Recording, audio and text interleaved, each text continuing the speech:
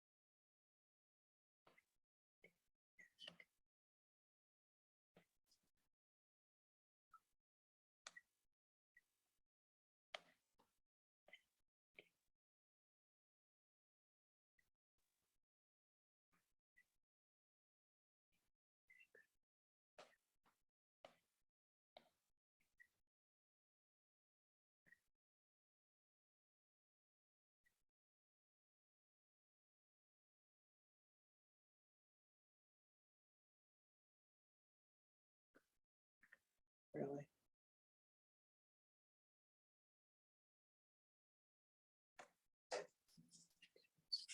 Okay. PDSD. Is in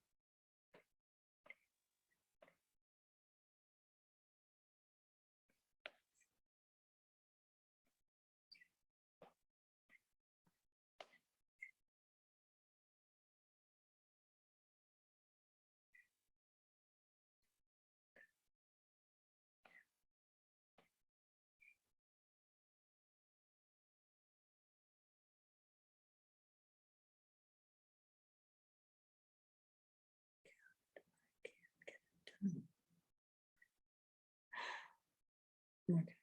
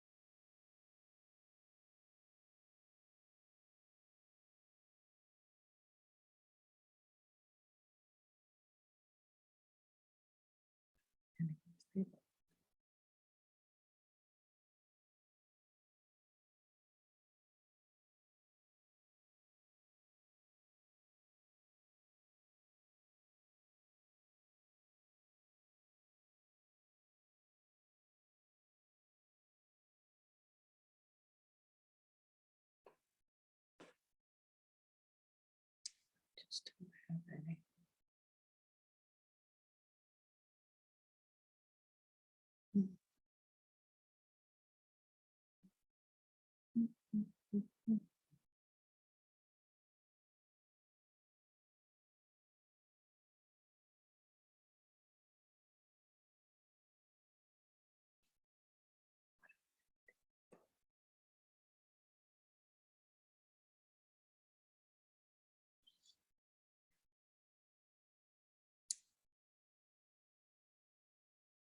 Bummer.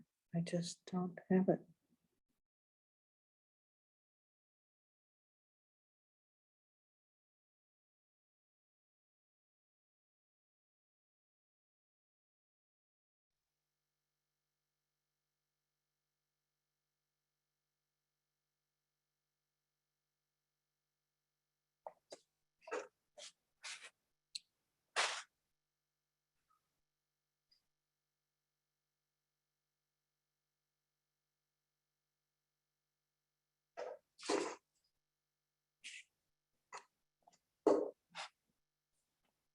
Oh.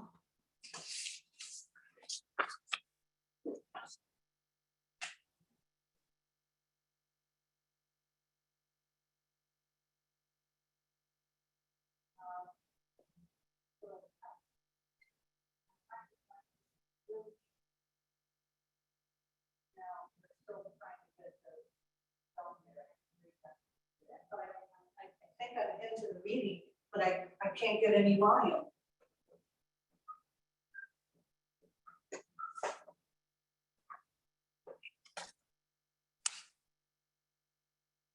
It's turned up all the way.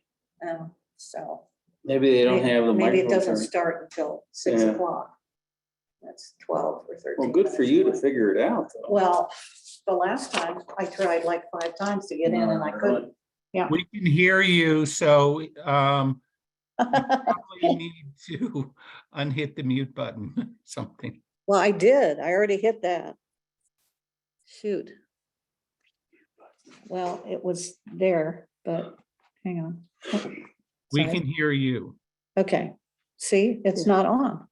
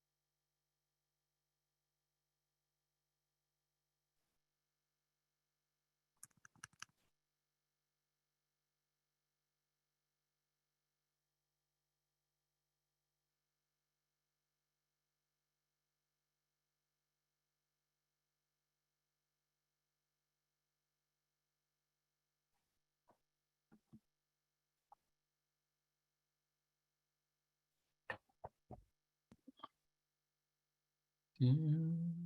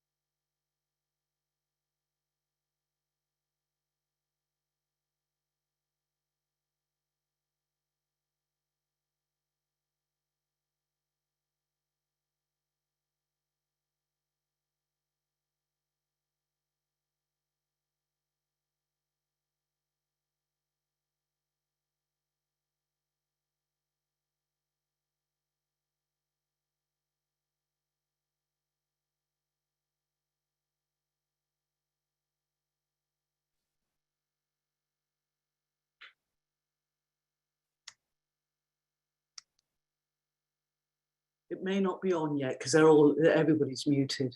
Okay. I think we'll mute ourselves again.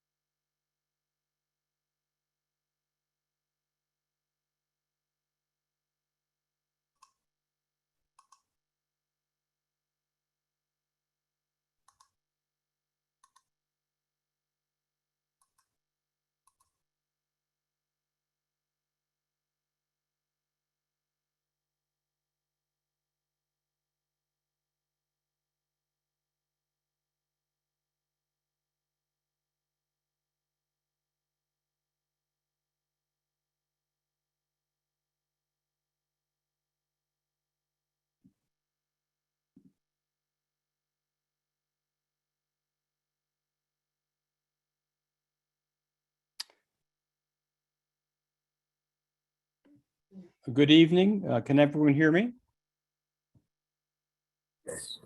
Yes, we can. Great, thank you very much, and welcome to tonight's public hearing.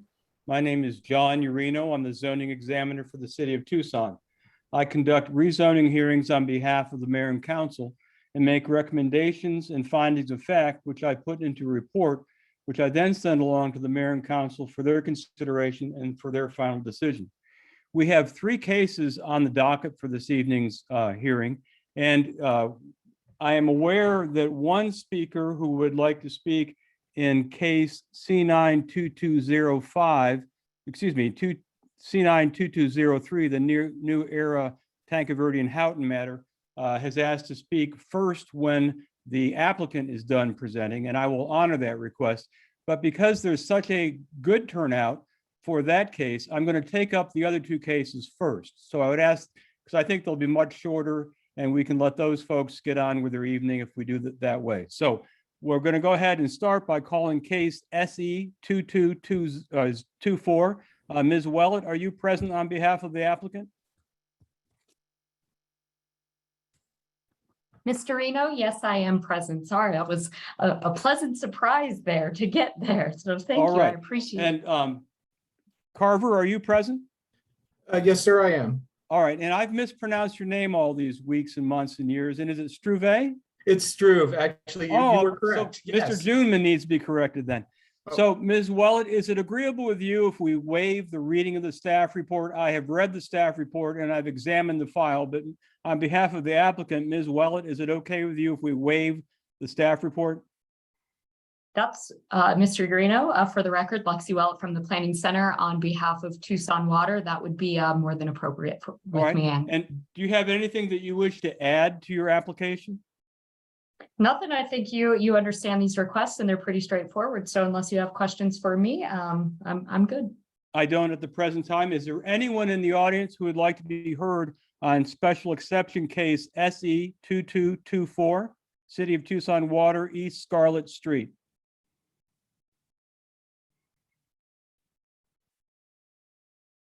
Hearing no one, I'm closing the hearing on case SE 2224.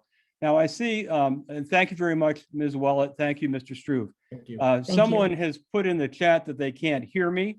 Can most folks hear me? I have a voice that does tend to carry, so if someone can't hear me, perhaps they should check their own settings unless it's a common problem. Can hear you fine. Okay, not hearing that it's a common problem, I'm going to call the next case, which is case C92205, Circle K, Golf Links in Craycroft.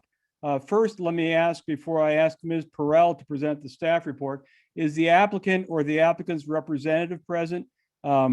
Ms. Kaiser or Ms. Gordon?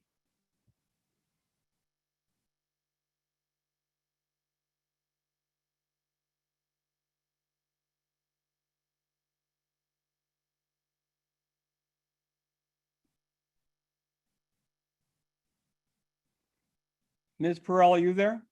Yes, I'm here. I'm here. Do you know if the applicant intended Yes. to? I'm here. Sorry, I had a technical difficulty. This is Jill Kaiser, and yes, I am present. Okay, thank you, Ms. Kaiser. Then we're going to go ahead with this case now. Ms. Perrell, would you give the staff report, please? Yes, of course.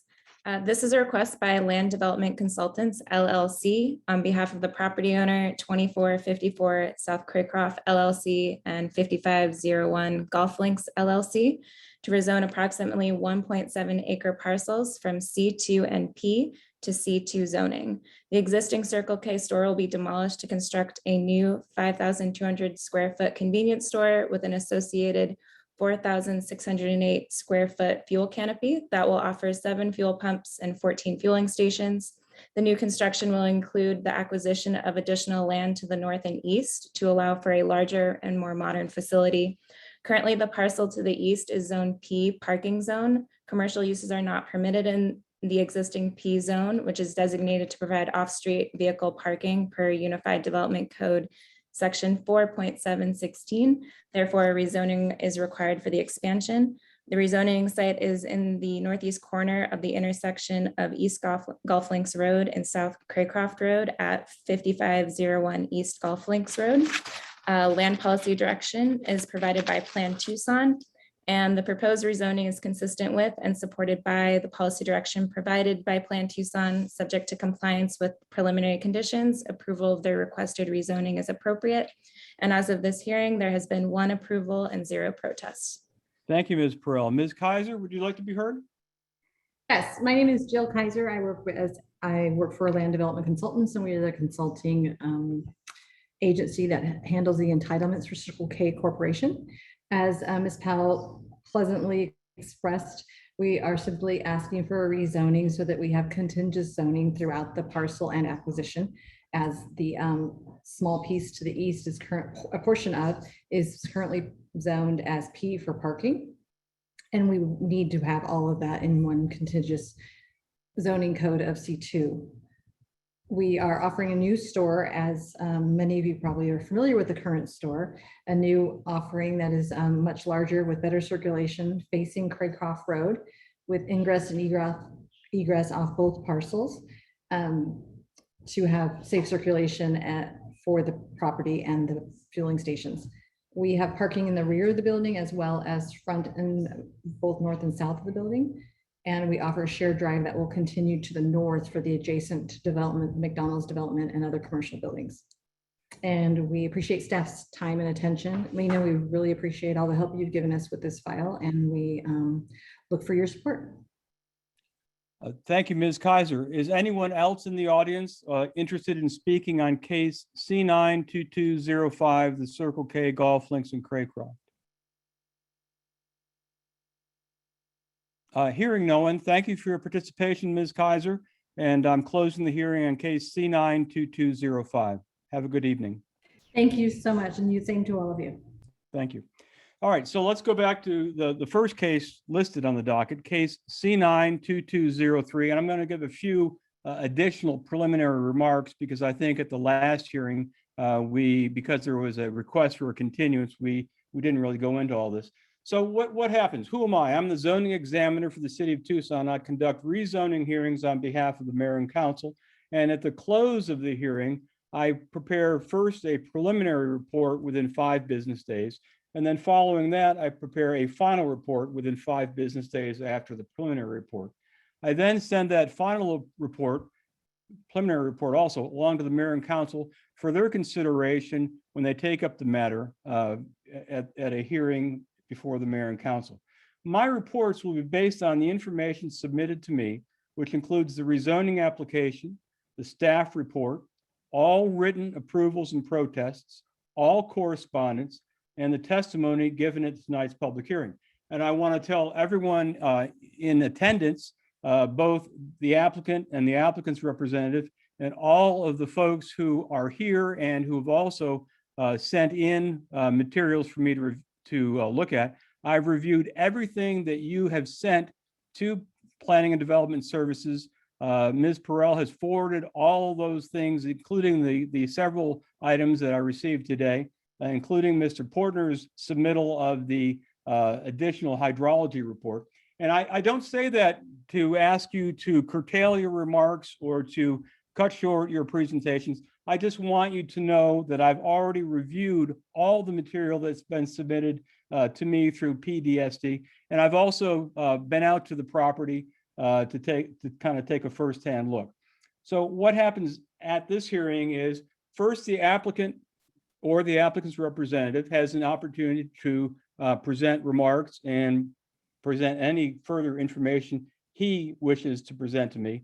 And then I will ask if anyone in the audience supports the rezoning. I'll ask to hear from them first. And then I will move along and ask to hear anyone who is opposed to the rezoning. And as I mentioned earlier, I've had a request from Ms. Matter to ask to take her first in line, and I will respect that request. I totally understand her need to participate and then be done. So what happens next? We'll open up the public hearing. And I want to continue with my remarks on procedure.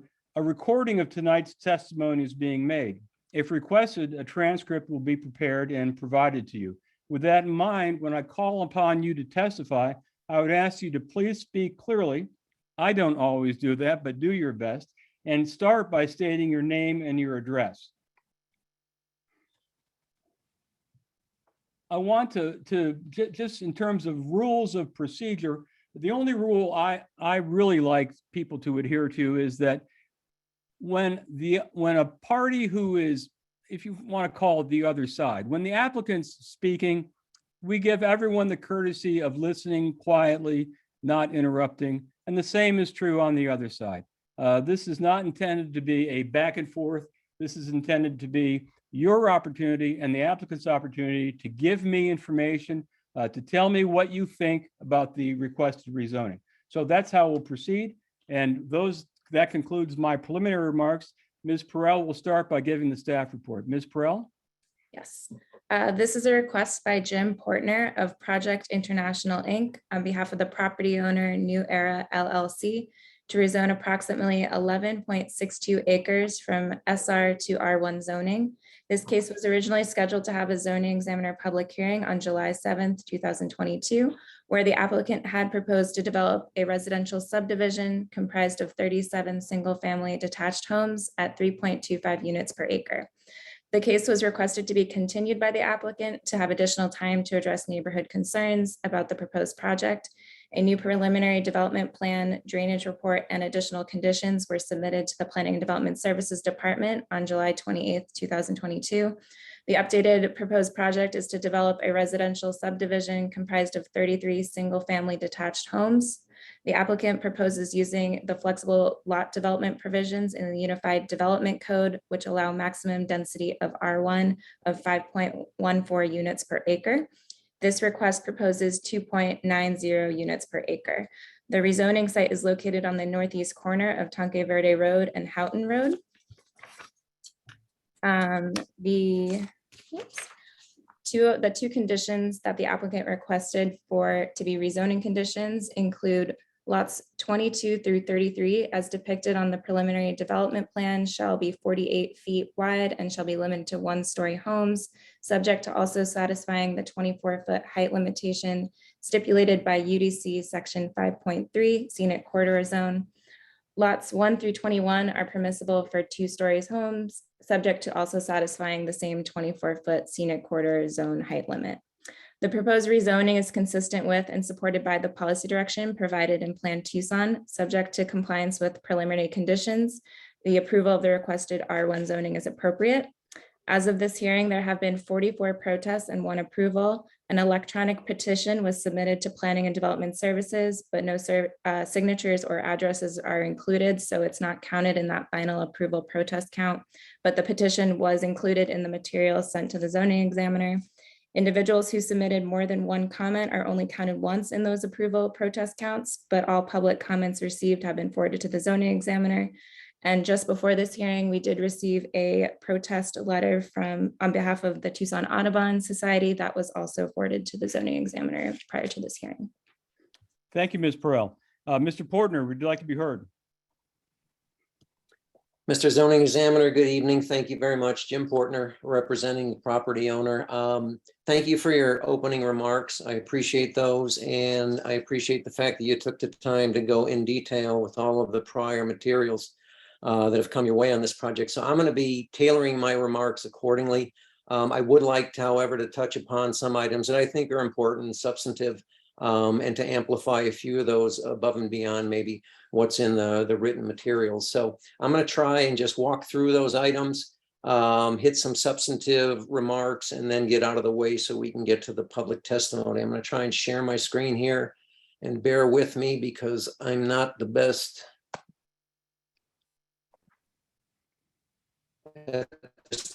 Okay, can you see the map there? Looks like it's come up. Yes, go right ahead. Okay, great. And can you see my little cursor moving around there? I can see the hand moving. Okay, great. Thank you. So this is just a basic location. I think we all know where we're at here. We're at the nodal intersection of East Tanque Verde Road and North Houghton Road. Our property here is outlined in yellow. We've got a lot of nice quality riparian vegetation, both mesquites and acacias. On the property, we've got a large central area that's been disturbed by past activity. This used to be the drop-off and pickup site for Goodwill before they built a permanent store 2 miles down the west in the Bear Canyon Shopping Center. So a lot of that interior area is disturbed already from past activity, and you got just little scrub and grass growth on there. I wanted to, I'm trying to move past, there we go. I just wanted to apply the city limits so you can see where the city boundaries fall. We are obviously, our north boundary is the city limit, and north of us is all of that is in the aerial photo without the blue, that's unincorporated Pima County. Just a quick history going back, this project goes back 3 years. Originally in the summer of October, we had a pre-submittal conference with staff for a concept of 86 two-story townhome units, condominiums. That was found at that time in our pre-submittal with staff to be something supportable by Plan Tucson, given that the density prescriptions allowed in nodal locations like this are actually over 10 units per acre under Plan Tucson, but we felt that was too high. This proposal was around 7 units per acre, but that one went down in flames because there was incredible opposition to that. So we just hauled back on that, sat on things for a while, then COVID hit. When we came back in November of 2021, we had a revised concept where we jettisoned the condominium idea altogether with a revised concept for 40 single family detached residents. That was an open neighborhood meeting. So was an open neighborhood meeting in October, an advertised meeting. We brought out the 40 lot concept in November 2021. Then by the time we actually made our submittal, we had another neighborhood meeting in March of 2022. And we had refined the concept down 3 more units to 37. That was to address drainage concerns and to make sure that our project did not cause any nearby or upstream drainage issues. Then in July of 2022, in between that and now, there was another in-person neighborhood meeting we held in April. I didn't indicate that on here. And then we more recently had some conversations with representatives of the rancheros that were coordinated through the Ward 2 office. And we talked about a variety of issues there. And we come forth as a result of those with a current concept that you have before you now, which is the 33 single family detached residences. I just wanted to highlight just a couple of changes so you know kind of the difference between the original submittal, which you're looking at now on our rezoning application. We had 37 units. We had 2 points of access, both of which are at existing access points into the property. This one on the west was actually a dirt driveway. You saw that out there when you visited. Then there's the paved driveway at the far east end of the property, and we have rights to that too. And we are going to use that as our second access point. This access is also utilized by all of these properties to the north and east of us, and was put in place some years ago when Pima County redid East Tanque Verde Road in that area. That was the original proposal we came in with our application. This is where we're at now as of what we provided you last week. And this has a variety of changes to it. And I'll just walk you quickly through those. First of all, with respect to access, there was concerns expressed to us, not just more recently, but going back earlier in the process with some of the property owners up here, most notably Mr. David Lavin. I don't know if David's on the call tonight, but he owns the equine facility. It's an equine therapy facility called Pura Vida Ranch. He brings large equestrian trailers in and out of here all the time. And he was always concerned about how he would be able to continue to get his horses in and out for his ongoing operations when we were going to be in construction with a new entry point at that location. I showed him ways that could work, but in the end, it became smarter to just jettison our access point there altogether, which is what we've done with this plan. We've got one and only one primary access here, which is now located a little over 600 and some feet east of North Houghton Road intersection. The western access that we were going to use, we've also jettisoned, although the city of Tucson will always want to have 2 points of access. So we're just going to close that one off for a emergency only access. So it'll be cabled or gated and only allowed during emergency use by emergency personnel. This is our one and only public access into the project. eliminating this western access here, even though it met all of the TDOT criteria for separation, safety, turning movement, all of those kinds of things, eliminating it altogether just eliminates any possibility of any conflicts with the nearby intersection of Houghton and Tanque Verde. So access wise, those are the things we've cleaned up on this. As a result of our conversations with Ward 2 and the representatives of the rancheros, we had heard that, you know, there was a desire to see larger lots generally on the project. So we've enlarged some of the lots. These now along the north end are 48 feet wide at a minimum. The overall average lot size now is a little over 6,300 square feet. And these lots down here along Tanque Verde have remained pretty much as was on the original plan, except for the repositioning of our access points. The two conditions that Ms. Perel indicated to you are to get to the height issue. We are limiting these here to 1 story only, and that's just out of respect for our nearby neighbors to the north.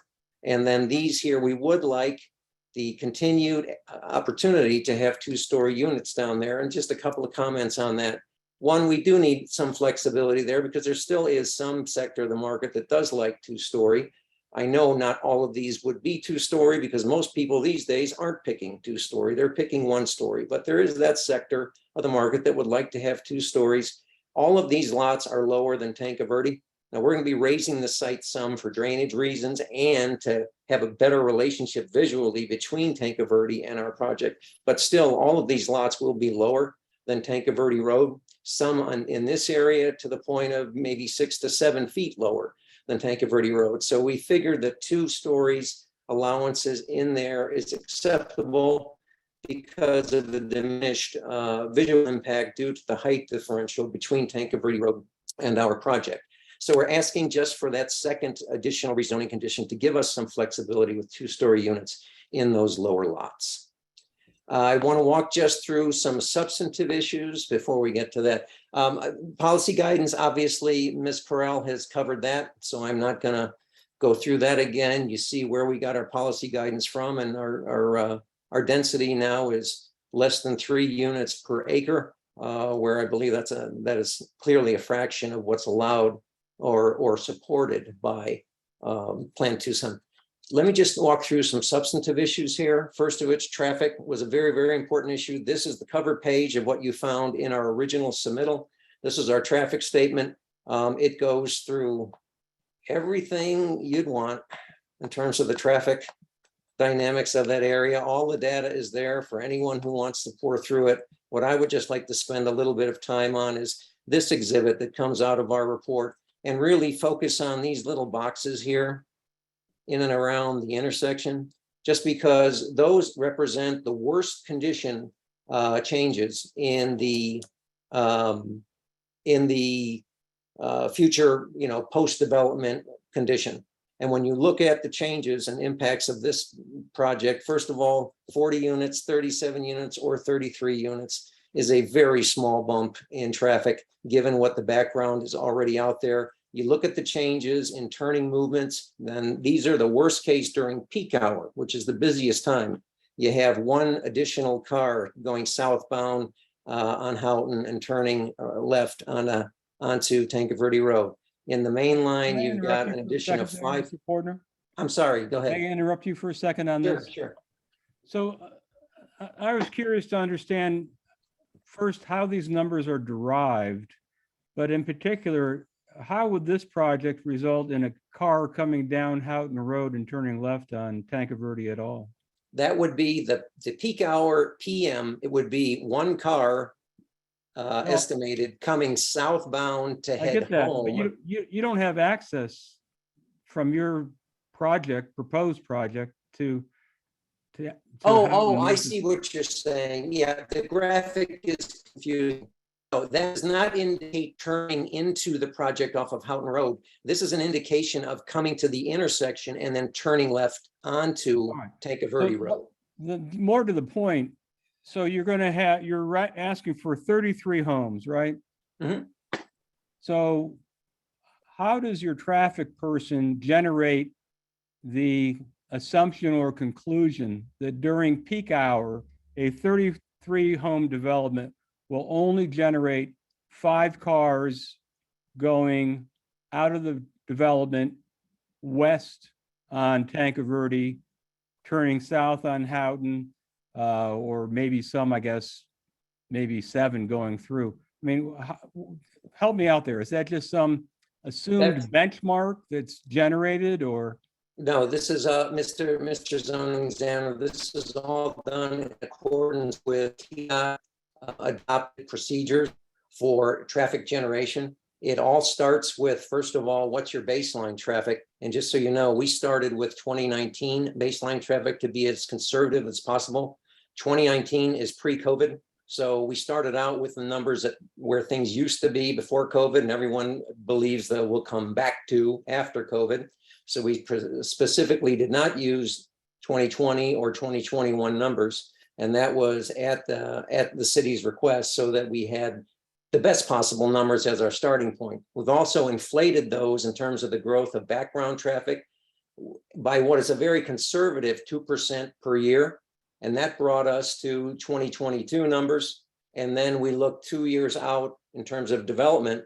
And then as far as how they assign all of the different turning movements during peak hour, I can't get into the specifics of the methodologies there. All I can tell you is that our traffic engineer does that in coordination with the city per the models and the procedures they've established under the International Traffic Engineers Society. This is all adopted, standardized methodologies that were used in all traffic studies, including this one. So I'm sorry, I can't tell you the specifics of how those numbers are calculated or derived. I can tell you that they're completely supportable and defensible by the established methodologies that we have to use to satisfy the city.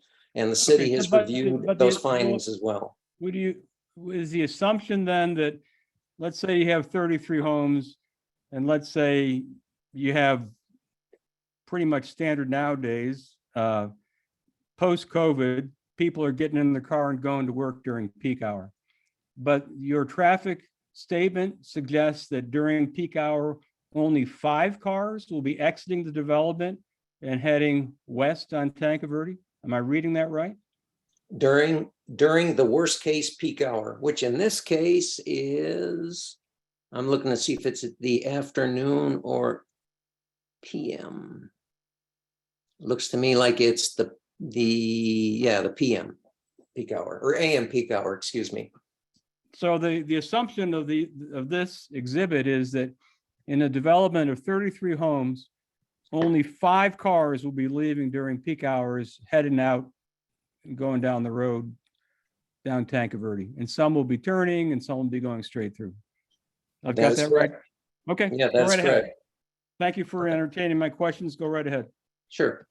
So beyond that, I think then I don't need to spend any more time on this. I just wanted to basically get across the idea that 33 homes might sound like a lot from a traffic engineering standpoint. It is a drop in a bucket against the background traffic.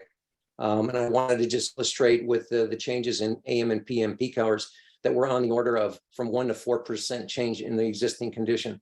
The primary traffic generator in this area during the AM and PM peak hours is and will always be Emily Gray Junior High School, about a mile down the road to the east. And that's because half of its student population now comes from outside the district, since we're an open district, and the great majority of those cars go through this very intersection.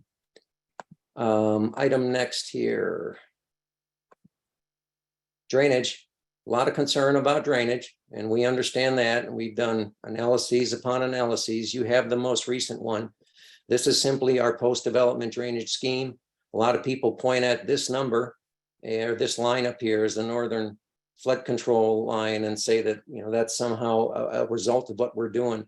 This is the existing line, and that's not changing as a result of our impact, and the analyses that you have now supports that finding. Again, that was done per established criteria and procedures that have been reviewed by the city floodplain section, and which are the standard of care in the industry. Just to make sure everyone who wanted to delve into hydrology did so. Everything, this is just the 80-some pages of hydrologic data sheets and HEC-RAS runs that we put within our rezoning submittal. It's all there for anybody who wanted to delve into that information. Also, this is the most recent letter that you have. And we just redid our analysis again per this latest revised PDP that you have. And all I wanted to go through here was just a couple of things. This is basically a flow 2D model exhibit to show what the existing flooding situation is during the 100-year event in the existing condition with no development on our property. And then we do a second model. Excuse me, we do a, hold on. Did I just, I think I just, hold on. I think I just eliminated that file that I was in the middle of speaking to. So just give me a second here while I pull it back up. Let's see. All right. Okay, sorry about that. So again, this is the drainage letter. I just wanted to walk through these there. They show the existing condition, 100-year flood event dynamics, and the different flow depths, which are the different colors here during the peak of that 100-year event. And here is the post-development after you put in all of our grading information, drainage information, our proposed drainage channels and appurtenances to handle the flooding situation. And this is the post-development situation with our project in place. Lastly, we have this map, if it'll load. So we have this map, which is basically just shows the changes between the existing condition and the proposed condition. And you can see that there's slight changes in flow depths, but they're all confined on our property and handled by our drainage appurtenances as part of our flood control solution. The only change, I'm sorry, go ahead. This exhibit is the after condition? Yeah, the design is actually delineated here. So this is the post-development condition, and all it is something that highlights changes or differences between this existing conditions map and the post conditions map. I understand. This simplifies it all.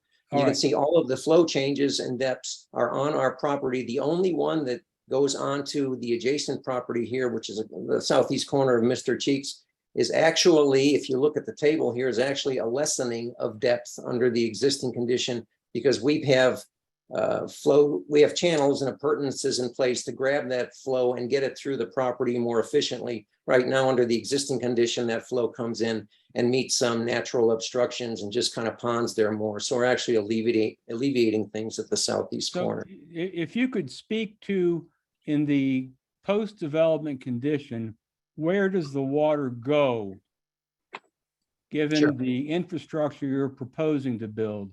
Sure. That would be helpful. Okay. First of all, so I'm going to focus on this one, Mr. Zoning Examiner, because I think that's the best way to do this. Okay. So first of all, where does the water go? Ultimately, it goes the exact same place it goes now, which is right down here to the culvert that is beneath Tanque Road, which outlets on the south side of Tanque Road. Let me see if maybe this one might be better. Hold on. Yeah, I think I'll talk off this one, if that's all right. So this is our proposed drainage scheme, post-development condition showing floodplain limits and all that. This light blue line right here, that's basically, and in areas here, it's not a very well-defined channel, but this is the primary flow line of the quote unquote main channel, and it kind of meanders around here and gets down into this culvert right here. The lines delineated in blue here are the 100-year floodplain total width. And what happens in terms of the various water coming into the project, the main watershed is this primary channel here, and that's a little over 500 cubic feet per second in the 100-year event.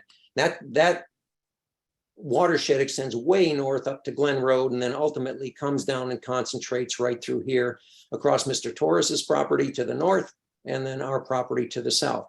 It all comes down and goes into that culvert right there. Okay. So that water is simply going to be what we would term colloquially as pass through. We just bring it around the way it does now, and it gets down to where it is. It's going to pond up in and around here the way it does right now as it drains through that culvert. The on-site water, we've got two other bits of flow coming in, both of which are non-regulatory. They're small flows. One comes in at this northeast corner right here.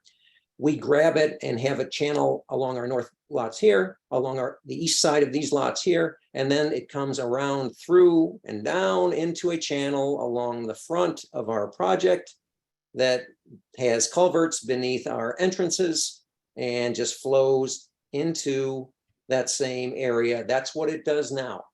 So all we're doing with the existing flows coming in is passing them through the way they do now.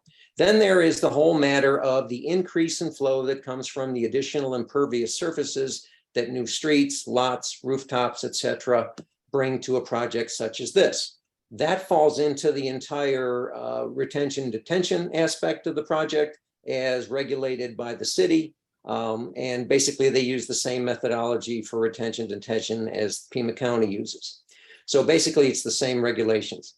This is our detention basin that's been sized volume-wise and configured so as to capture all of the water that drains from these lots. It'll all drain to the east and ultimately get into that basin where it is held. And again, it's sized for the 100-year event. So as this water is naturally coming through and passing around, then this water will be held and we have to hold it in there. That's why it's called detention.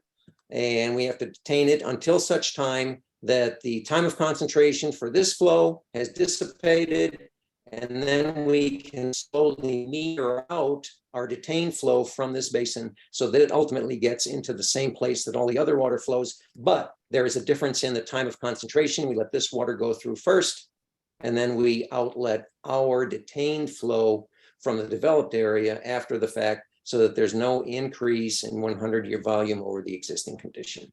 Thank you. I have So- one more question on this before Sure. you move on, if that's all right. So Sure. I saw in the papers that, as I would expect, the development will require, I assume, imported dirt to raise up the level to build the lots, right? That is correct, Mr. Zoning Examiner. And going out there, I can see that the land lays somewhat, to me, dramatically lower than the road. Right. So first of all, how much over the existing surface elevation, how much higher than the existing surface elevation will the lots be built up to? And why will that not have an effect on, for example, sheet flows? Okay. As far as the average raising of the depth, we did include also in our original submittal, and those numbers are basically still accurate even with this new design. It translates pretty accurately. We actually showed finished grades on all of the lots with the original submittal. I would say on average, Mr. Zoning Examiner, and this is average, it's going to be 3 feet above the existing grade. That allows us to slightly improve the visual relationship between us and Tanque Verde Road, and also raise our lots and flood proof them against the existing condition flows. Then how does it not impact the upstream flows? The Pima County and City of Tucson floodplain ordinances do allow encroachment into existing floodplains. However, that can only be done upon a demonstration, and there's a whole nother set of procedures for this. A demonstration that in the post-development condition, there won't be any change in upstream drainage conditions to nearby or upstream properties. So that's what the analysis that we provided you is intended to verify if I can find that thing again. No, I know which exhibit you mean, and I just Okay. wanted, you know, So- I saw it, but I just Okay. wanted to confirm Yeah. that your view is that your hydrologic study, both the original and the updated one, takes into account any impact on the land being elevated above the natural condition. Mr. Zoning Examiner, it absolutely does. In fact, that's the whole centerpiece of the analysis so that we can proceed knowing that we don't cause any upstream impacts. And that, going back to our original submittal, we started out with 40 lots. That's why we went down to 37 lots, because at that point, we weren't sure that we could encroach that much and still preserve the criteria of no upstream impact. That's why we dropped 3 lots. This latest design even further actually reduces the amount of graded area over the 37 lot alternative. So we're completely confident in our analysis. You're going to hear, I know the neighbors don't agree with that, but we stand by our work and we know that it's completely within the standard of care of the industry. And we've not heard any objections from the city floodplain section in that regard. So I think that I spent enough time here on both traffic and drainage. Those were the 2 big concerns that we'd heard. I just want to touch upon schools. We did hear some concerns about schools. We of course reached out to the school district. We got a letter from them, even at 40 homes, which is when this letter was originally written. We're talking 10 new elementary students, 7 junior highs, and 8 high school students per the district. And that would not hit the reality of the district until 2 to 3 years down the road when this was completely occupied with new families. So I just want to touch upon that. And then you're familiar with our entire package. There's another 80 pages of exhibits and all of that. I think best now for me would be to try and get out of the way and hear some public testimony. And then if I can have the opportunity to come back and respond, I think, you know, for us, it's been an attempt here to balance between the policy guidance we're getting from Plan Tucson, which is clearly to head in a more sustainable direction, make more efficient use of our precious lands, and then go into some smart growth principles that we have not, effectuated heretofore with a lot of our historical land development in Tucson. So we're trying to balance that against what we hear loud and clear from those who still object, which is the desire to see much larger lot, lower density type development. We've been trying to find a balance between those 2. This is where it's landed for us. And I hope we can ultimately find a recommendation from you that we are in fact striking that balance. So Mr. Zoning Examiner, if you have any further questions of me, I'm happy to answer them at this point. If not, I have one more, and I certainly would respect your right to answer it after we have testimony from the others present. But my other one is, you know, I went back and I saw it in what was submitted to me too, but before that even, I went back and looked at the annexation case and saw that this property was annexed along with a parcel that was being developed by Pulte, Desert Willow Ranch. Yeah, Desert Willow Ranch. And the statement that I saw in the public record was that the intent was that this parcel would also be rezoned in the future to RX1. And my very specific question to you is, has there been any new development in that intervening time in this area that would make it inappropriate for this property to be rezoned to RX1 rather than R1? For example, has there been a more dense development approved in this area that would change what this property owner might expect to do on this property? Thank you for that question. What I would say is the change, Mr. Zoning Examiner. So if I recall the year correctly, I think the annexation was the year 2006, 2007, somewhere in there. To me, the most significant thing that's happened in the intervening time, and it begins right around that time and has continued to today's date, which is a fundamental change in policy direction for the city. So statements that may have been made by whomever back in 2006, to me, have to be revisited when you have that fundamental change in policy direction that we received in 2013 as a result of Plan Tucson and the General and Sustainability Plan. It's titled that way for a reason. I could argue that the Tanque Verde Valley, and I'm a resident of Tanque Verde Valley, so I've been there for 30 years. I'm completely familiar with it. It is in many respects a prime example of the kind of low density spread out over a huge geographic area with a comparatively small number of homes. That type of development pattern that has been historically present in Tucson is the exact kind of thing that Plan Tucson is trying to get us to revisit and move in a slightly new direction, using more smart growth principles, using more compact development, more density, a better and more efficient use of our precious land resource. So from our perspective, we are simply trying to balance that new direction, which has been made loud and clear to us, and which is urban planners, we have to respect the adopted policy documents. We're trying to balance that against what's already there and what has historically been done in the past. We think we've struck that balance by providing large natural area buffers, well-planted perimeter buffers using transplanted mature mesquite trees, salvaged from the property. And we have concentrated our access in a way, and it's another principle in Plan Tucson, to not disturb existing neighborhoods, concentrating our access in such a way that it is totally internalized and consolidated to and from the adjacent arterial only, with no impact traffic-wise whatsoever on the adjacent property owners. So I don't know if that answers your question, Mr. Zoning Examiner, but to me, the adoption of an entire new policy direction that's different from everything we've had theretofore, to me, is a fundamental change in the landscape for us.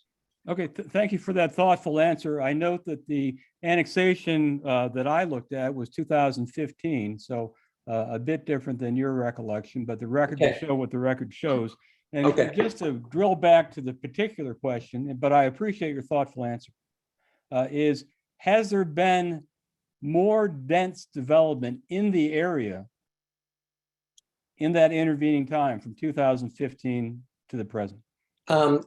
Completed development, no, but I would say, Mr. Zoning Examiner, we're seeing the clear trends, cases I believe that have come before you.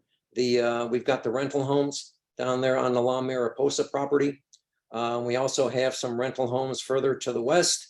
Now that's not in this area, but there's a clear trend, and not just in this area, but across the board in the Tucson metropolitan area, for denser subdivisions, denser development, and frankly, in response to our extreme housing shortage for homes that are affordable for the average person, we are getting more and more away from large lot custom home development because the average person simply cannot afford it.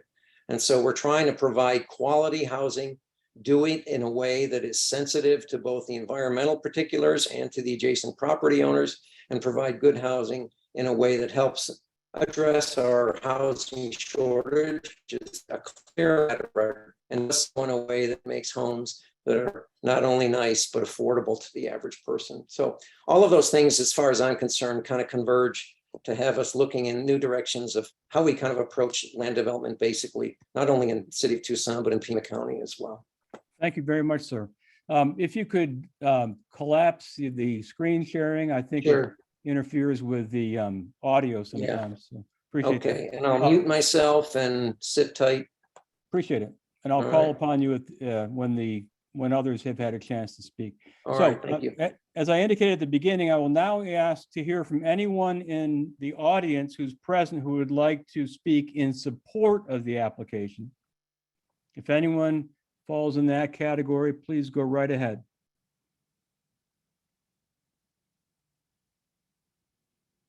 Hearing no one, I'm going to start by calling on the folks who have emailed in and asked to speak, and I'm going to start with Ms. Julia Matter. I hope I pronounced that acceptably. Yes, Ms. Matter, are thank you present? Yes, I am. I'm on the phone. Okay, just start with your name and address for the record and then go right ahead. Okay, thank you. My name is Julia Motter, and my address for these purposes is 10310 East Rancho del Este. That's the vacant parcel north and adjacent to the subject property, which is owned by my husband and I. Our other address is 9275 East Bradley Place. So good evening, and thank you for the opportunity to provide comments on this rezoning request. My husband and I purchased our property several years ago with the intent of building our family home. And like many of our neighbors that have come to speak today, we strongly oppose the rezoning request in its current form. Residents of the Tanque Verde Valley value privacy, open space, natural landscapes, desert views, and a quieter lifestyle. The proposed development's higher density undermines those values and is inconsistent with the neighboring low-density residential communities. We were surprised and disheartened by the request to rezone the property to R1, which is a substantial change from the current zoning and differs from the information that was provided to the public in conjunction with the annexation of the property by the city. At that time, which was 2016, not 2006, we were informed that the developer planned for a future rezoning at a similar density to the nearby Desert Willow subdivision, which is zoned RX1. We did not object to the annexation at that time based on that public disclosure.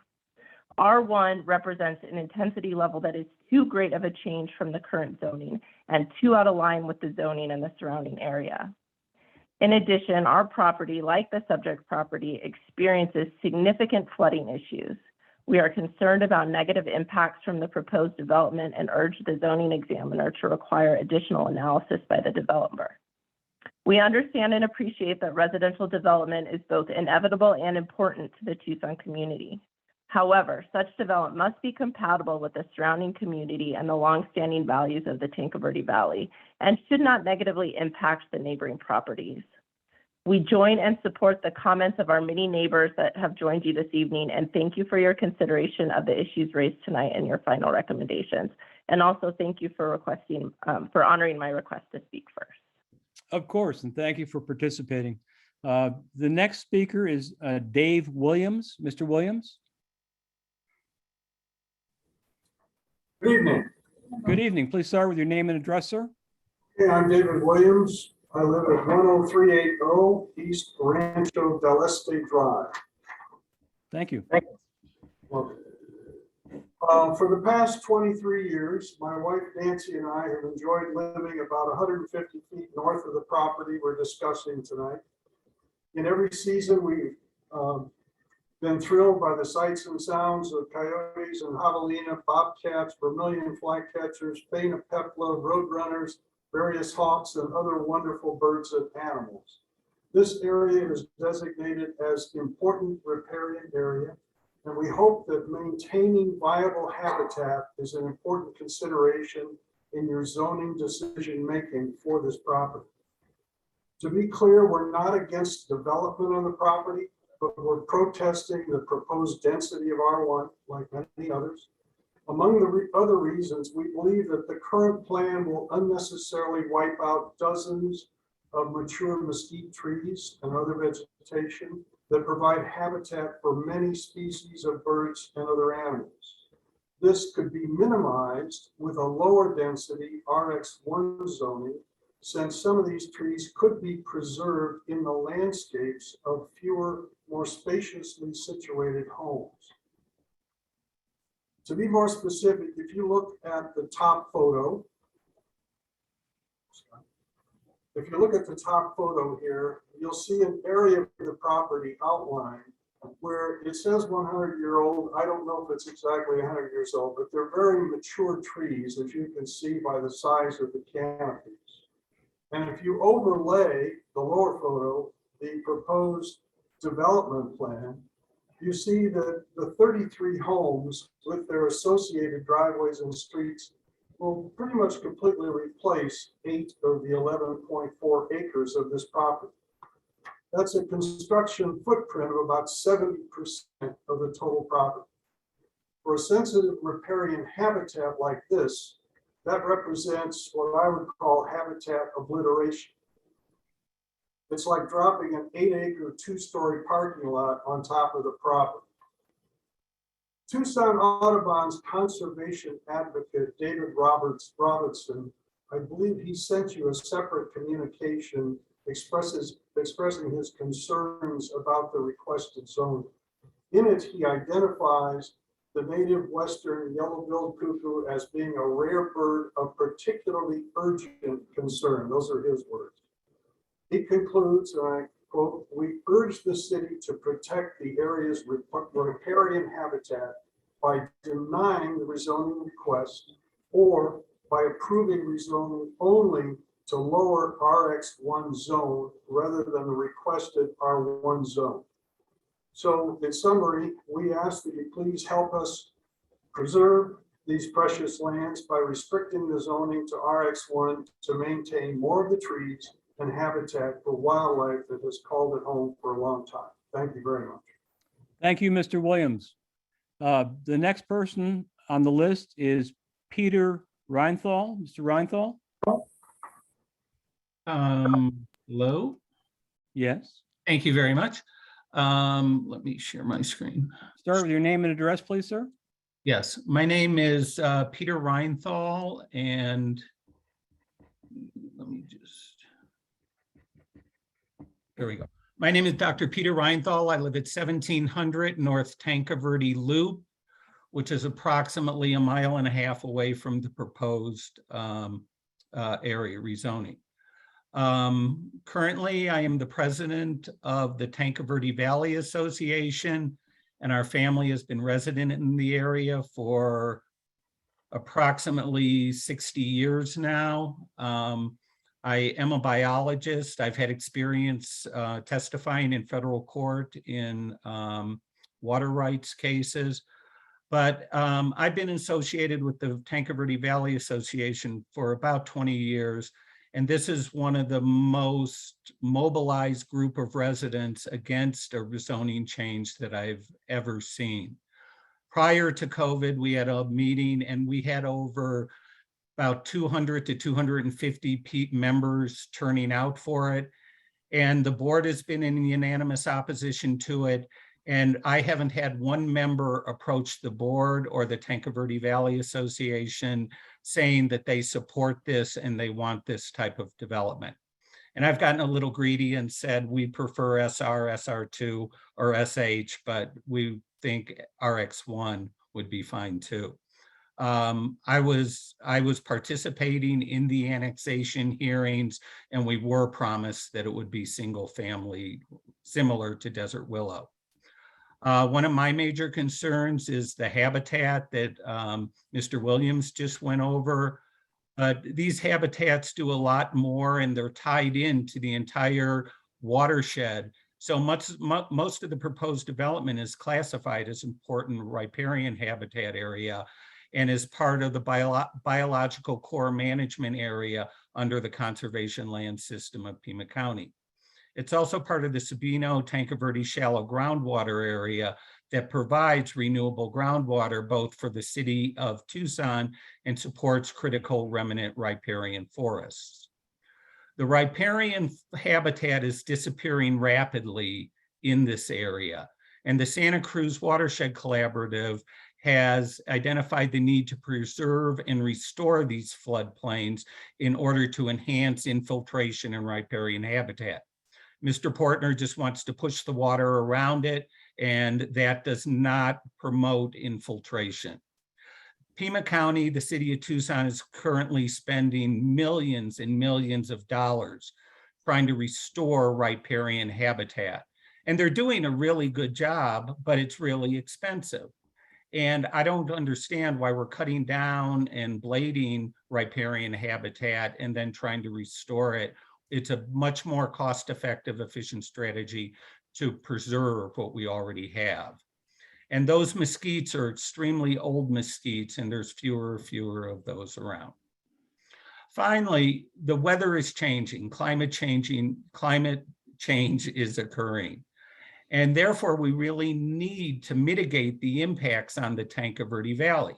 Yeah, it's a small parcel, 11.5 acres or so, but if you think locally, then you can have impacts on the entire watershed. And as the city of Tucson said in their 2009 water supply report, Tanque Verde Creek is particularly important watercourse because even small rainfall events recharge the aquifer, and preserving floodplain function is particularly important. So I'm going to end it there and just say thank you. The TVVA's worked for many, many years to provide orderly development in the area, and there's really nothing like this. The comparable rezoning they gave is about 5 miles away, right up at the intersection of Catalina Highway, and that is a commercially developed area. The requested rezoning, I've met with Mr. Portner a couple of times, and he does not really take the importance of the riparian areas into consideration. I know the city of Tucson is currently working to develop a Tanque Verde riparian habitat with a designated series of riparian areas in order to support this system. And now we're just cutting down what they would want to propose to preserve later on. And, you know, I've always found that the city of Tucson, Pima County, Mayor Romero have a proven track record of working with community stakeholders. And there haven't been a lot of dialogue to work with the community stakeholders. And like I say, I've never seen such unanimous opposition to a proposal. Thank you. Thank you, Dr. Reinthal.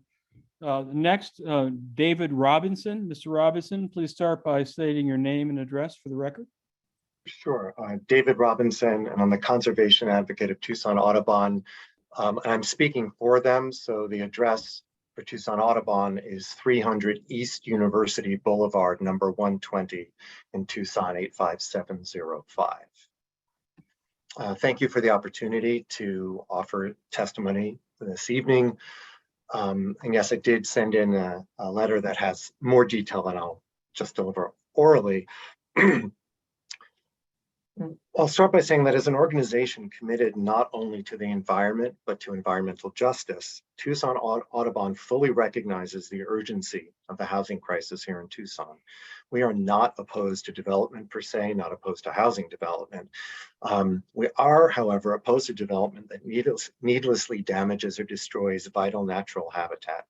And I didn't put this in the letter, but I'll add, we get calls monthly and sometimes weekly that are similar to this, but that we don't intervene in any way because they are not in ecologically valuable, sensitive areas. So I just want to emphasize that Tanque Verde Wash is something very special. The parcel in question falls within the Tanque Verde Wash Sabino Canyon Important Bird Area, or IBA, and that's a official designation by a number of bodies. And while many members of the general public are aware of the ecological and recreational value of Sabino Canyon, far fewer are aware of the value of Tanque Verde Wash. And yet the wash provides habitat for riparian breeding birds, migratory birds, and wintering birds, and acts as a corridor allowing movement of wildlife through exurban and suburban Tucson. And during over 100 surveys from 2009 to 2011, our teams found 131 species of birds in the wash, 20 of which are species of special conservation status, and I include them in an addendum to the letter with some more information about them. And subsequent surveying since that time has confirmed the presence of these species. And as an earlier speaker alluded to, we are particularly concerned about the western yellow-billed cuckoo, which is being evaluated for listing as threatened under the Endangered Species Act. The vital ecological element attracting and supporting so many bird species, as well as many other forms of wildlife, is the wash's riparian and xero-riparian habitat. The rich and varied community of vegetation supported by the presence of water, including the year-round groundwater stored beneath dry washes such as Tanque Verde Wash. And again, as earlier speakers alluded to, riparian habitat in Arizona is severely threatened, despite its supporting ecosystems of global biodiversity importance. The city's May 19th engineering review of the rezoning request states that the wash's riparian resources must be identified and protected. Tucson Audubon strongly concurs, and that's why we urge the city to protect this riparian habitat, either by denying the rezoning request or by approving it only to a lower density, RX1. Either way, we urge the city to require robust mitigation through protecting equally healthy riparian habitat along the wash. As an aside, we would be happy to advise on that. But I have to say, our outlook is avoidance of harm is the preferable choice rather than mitigating afterwards. And finally, to put this particular rezoning request within a larger context, Tucson Audubon has become increasingly dismayed by the city's lack of cohesive, coherent conservation planning when it comes to development, especially housing development. And we urge you to, in a sense,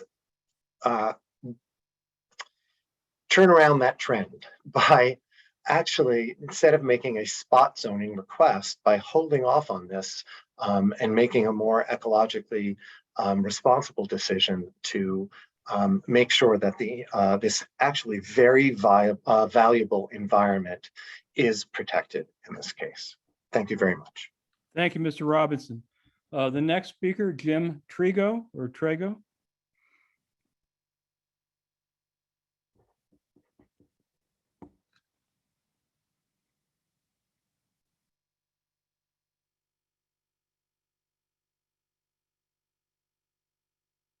Is Mr. Trigo present? It's muted. Can you hear me now? I can hear you now, and if I mispronounce your name, my apologies. And please go right ahead, starting with name and address. Sure. Jim Trigo, address is 10410 East Rancho del Este. I'm a member of the Rancheros whose homes border on the current New Era request for rezoning the 11.67 acre parcel from SR1 to R1 to build 33 homes. New Era, through Mr. Portner, has put forth that he's been working with the nearby neighbors and coming to this compromise since their initial proposal more than 2 years ago.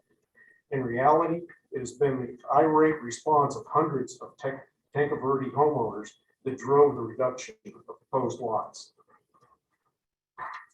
Negotiations with the adjacent property owners could not yield any compromise from Mr. Portner. They average lot size at 4,800 square feet, or just 4.1 acres of the total acreage, has 33 homes that are basically being packed into those 4 acres. At the same time, the typical lot size of the homes in the surrounding Tanque Verde area range from 3/4 of an acre to more than 3 acres. And these lots will be placed on 3 feet of filter to stay above floodwaters, with nearly half of the lots lying directly in the regional floodplain. When Desert Willow was annexed to the city of Tucson, the declared intent of the New Era property was entirely different from the current request. These meeting notes state that the owner would like to consider a rezoning that would support residential density similar to the Pulte project, which you referenced earlier. In comparison, this aerial view provides some idea of just how packed this development is intended to be, and how far from the Desert Willow example this really is. In fact, this proposal doesn't even meet the minimum requirement for R1 zoning of 7,000 square feet, as has been noted by the zoning office. From the submitted materials, one statement stands out: flexible lot design, and how this proposal will be protecting natural resources and respecting economic realities. We ask which of the property's valuable natural resources are being preserved: the 100-year-old mesquite bosque or the riparian habitat? We suggest that the developer only has economic realities of land development in mind by generating the greatest income possible and maximizing profit with the least interference from surrounding property owners. Tanque Verde now has 4 rezoning proposals within 1.5 mile radius, each requesting rezoning from SR1 to R1. The Tanque Verde community is under siege with no comprehensive assessment or understanding of the impacts of all of these proposals. There has been total disregard of the residents and the development fragile environment by the city council and developers. Is it the goal of the city of Tucson really to destroy the Tanque Verde area? In conclusion, we ask that this rezoning request be rejected in favor of the originally stated RX1 zone. Thank you. Thank you, Mr. Trigo. Next, Margot Susko.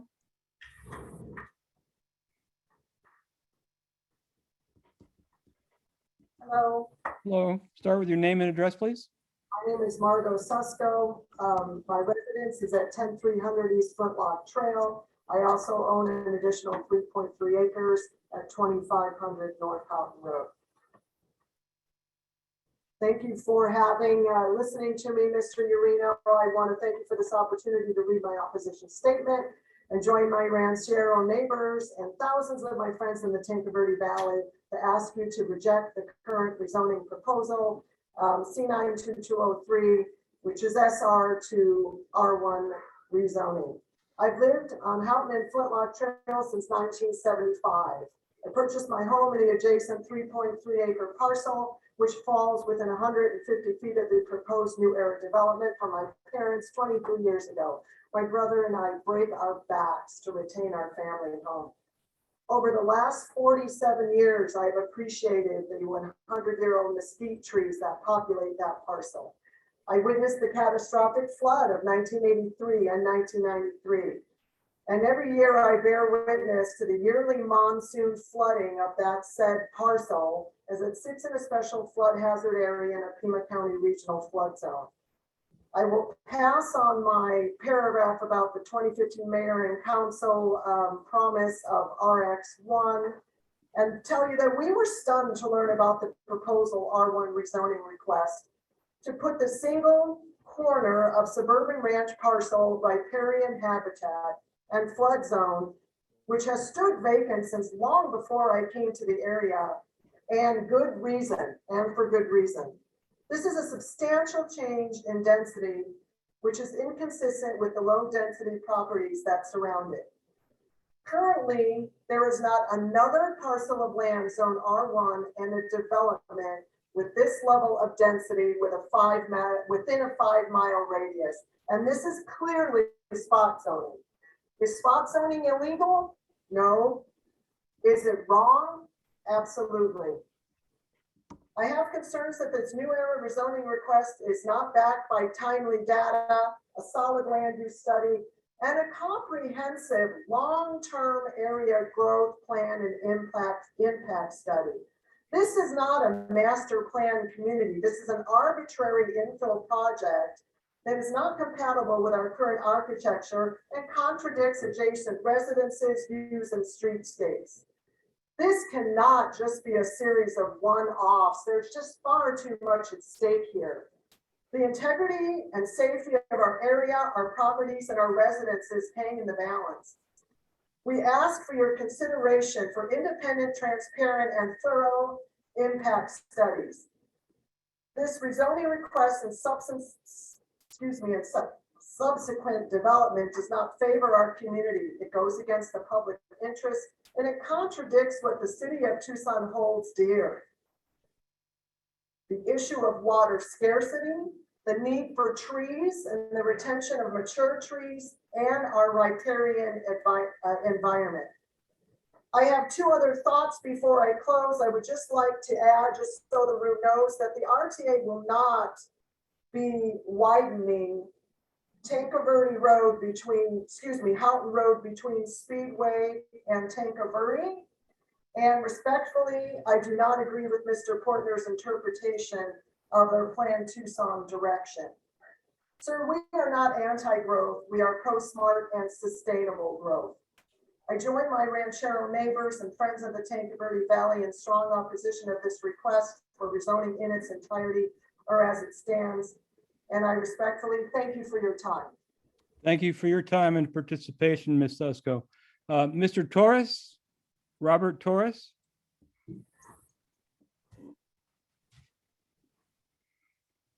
Good evening, John. Good evening. Please start with your name and address, sir.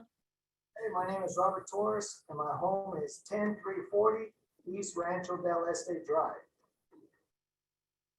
It is adjacent to the proposed project site to the north. One of my biggest concerns is the change in water flow that will happen if this rezoning is approved. According to the builder's plan, the site will need to be raised several feet out of the floodplain. Approximately 80% of the 11 acres will need to be graded. An estimated 13,000 cubic yards of fill will be brought in. This project has described an elaborate plan. In the words of the developer, quote, flood-proof this new development from the substantial natural drainage, end quote.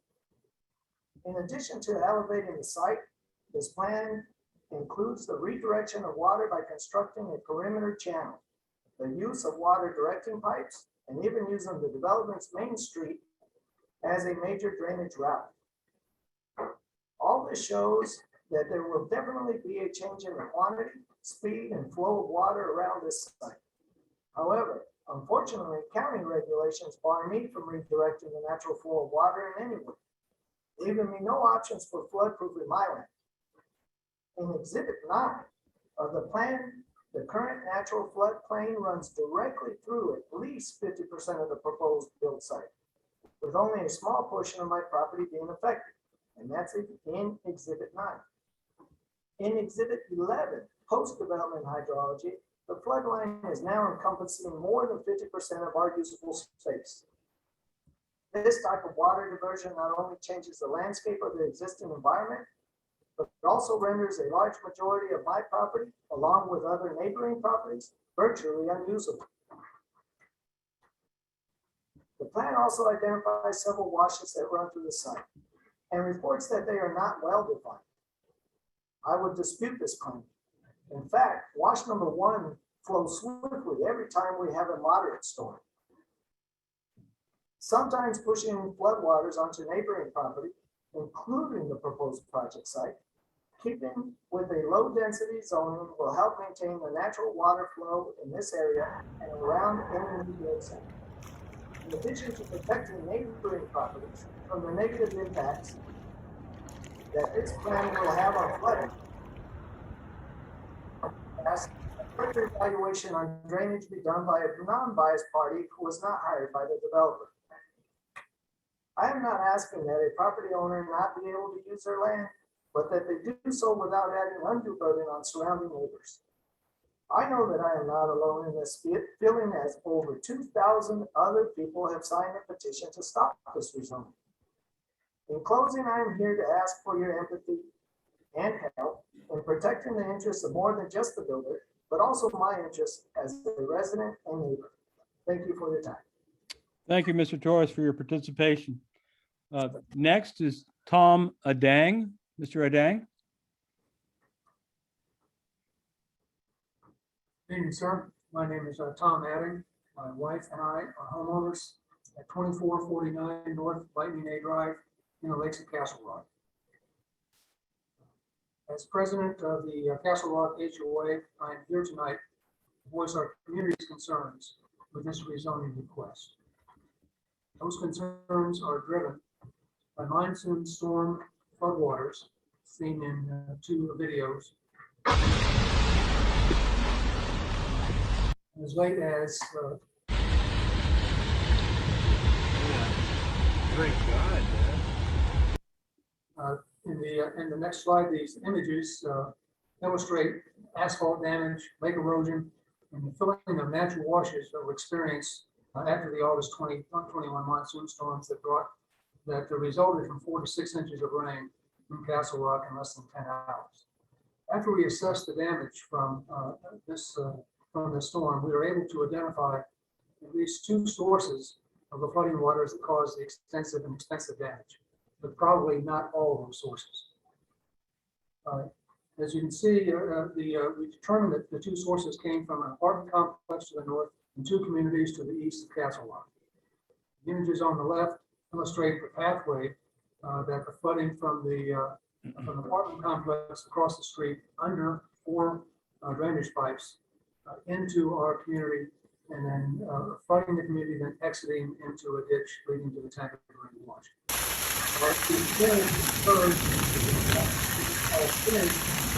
Concern about any additional development close to the Castle Rock that would raise the flood risk by any amount. Runoff we saw, and these examples are likely due in large part to past inaccurate hydrological studies and poor coordination between the county and city. In fact, the apartment complex, Coronado Villas across on the north side of Tankerville is in the county. Castle Rock is in the city, and I don't know how the coordination could have been to bring those large drainage pipes into our community, leading the type of flooding that we see. So damaging storm drainage resulting from decisions made years ago is still impacting our community today. Not just as the president of the Castle Rock HOA, but as a scientist, space systems engineer with experience in meteorology and hydrology, my PhD in atmospheric sciences from the University of Arizona. That experience leads me to expect independently validated studies be accomplished in projects such as this one. I quickly scanned the developer's latest hydrology report received a few days ago. I have many questions. One's related to the slide 3 of the report that's already been discussed, showing the significant area of water surface elevation at the southern boundary of the proposed development. I saw the letter and the statement is made that is contained there with the additional fill, with not understanding all the discussions or the assumptions made in this flow 2D model, a two-dimensional model being applied to a very much three-dimensional program.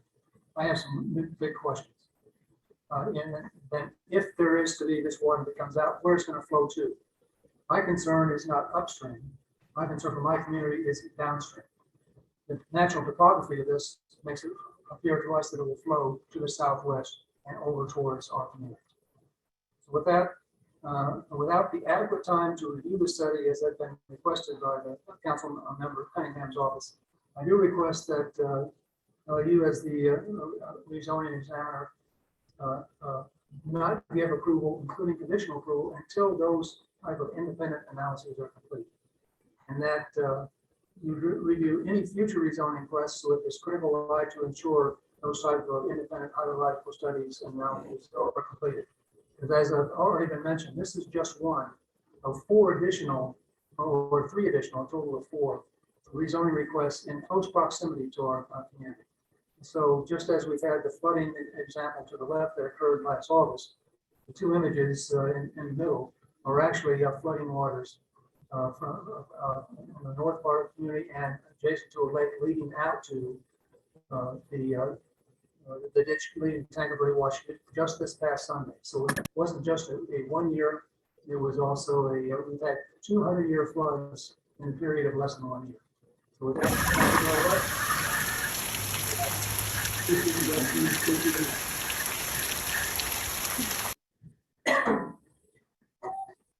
Thank you, sir. Next, Michael Robinson. Mr. Robinson.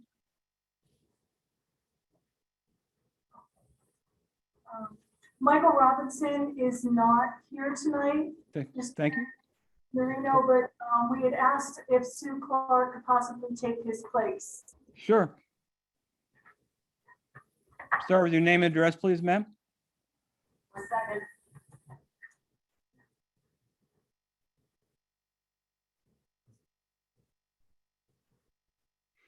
Sorry, I had a long walk through all these people. That's okay. I'm still here. Thank you very much, and thank you for this opportunity tonight. My name is Susan Clark. My address is 3088 North Madera Mesa Place. And I appreciate the thoughtfulness of some of your questions that you did give Mr. Portner earlier. It gives some hope that that some thought is going into this, which is important.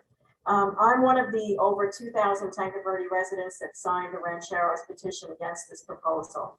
The pictorials that I'm referencing were provided to the Tankerville community during Jim Portner's neighborhood meetings. The dotted purple line in the center of the picture indicates where the current floodwaters flow during and after storms. Please note that about 50% of the proposed new homes will be built in the regional floodplain.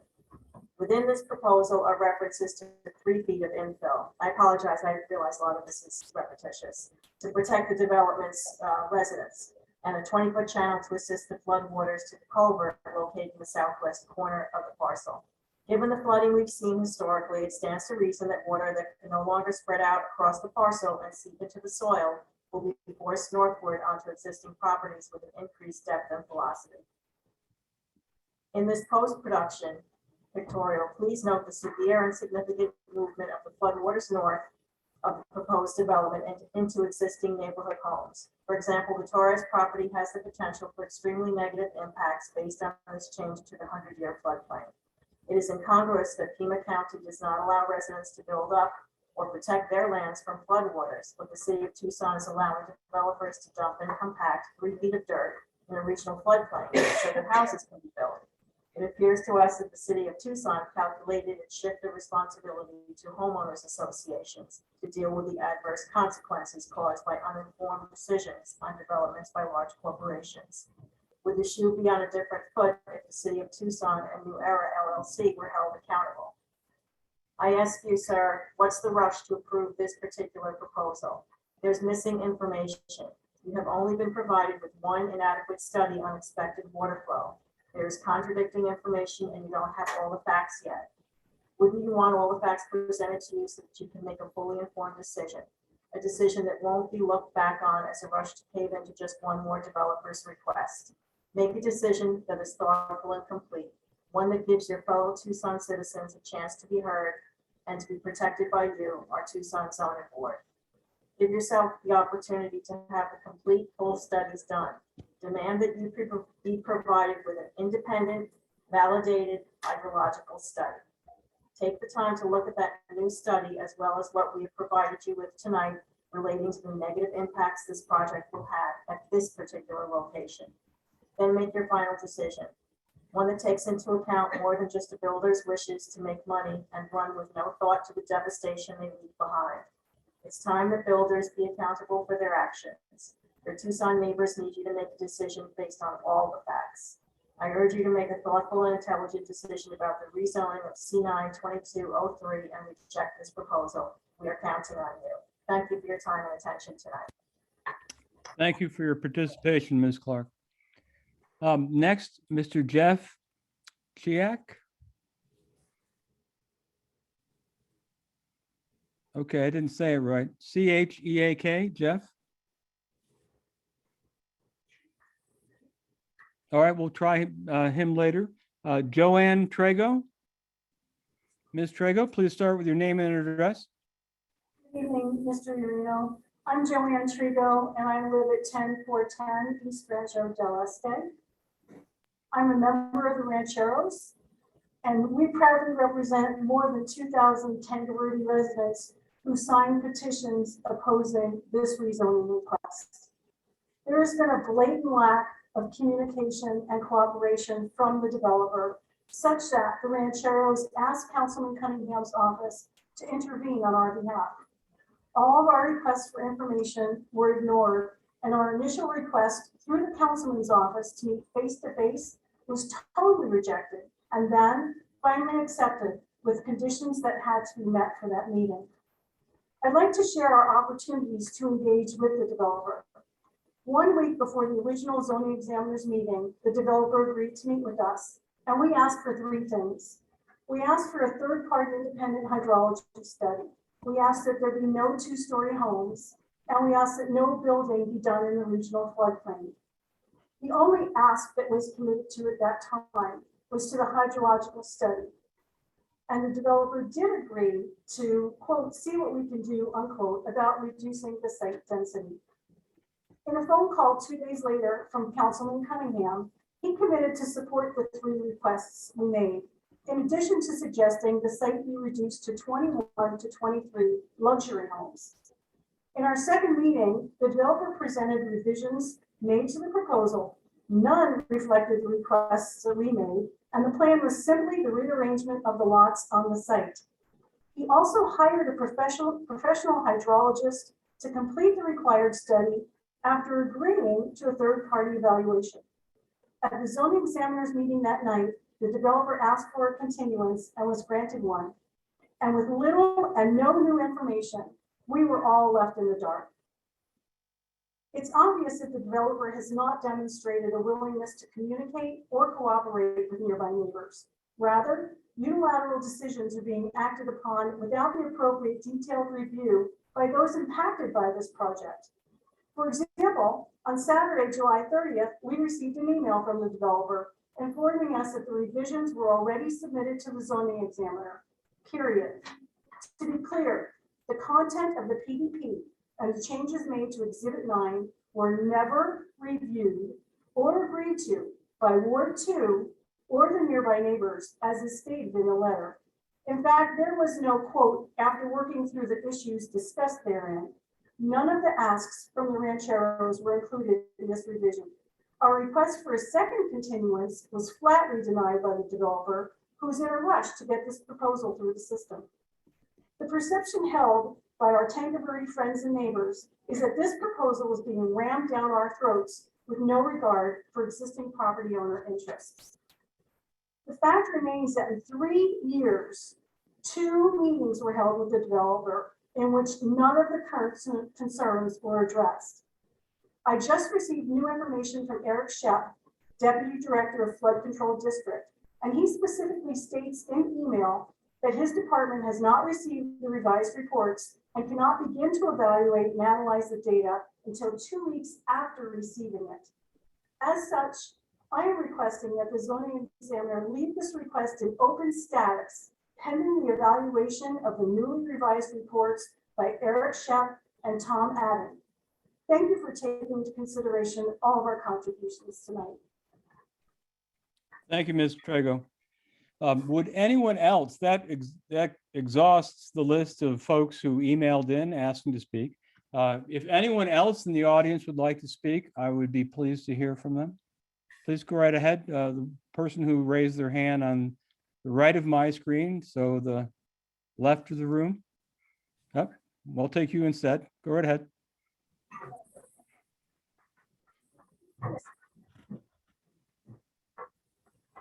Mr. Iorino, my name is Juan Latour. I'm been asked to read a letter from a lady that could not be here tonight. Her name is Teresa Hadley.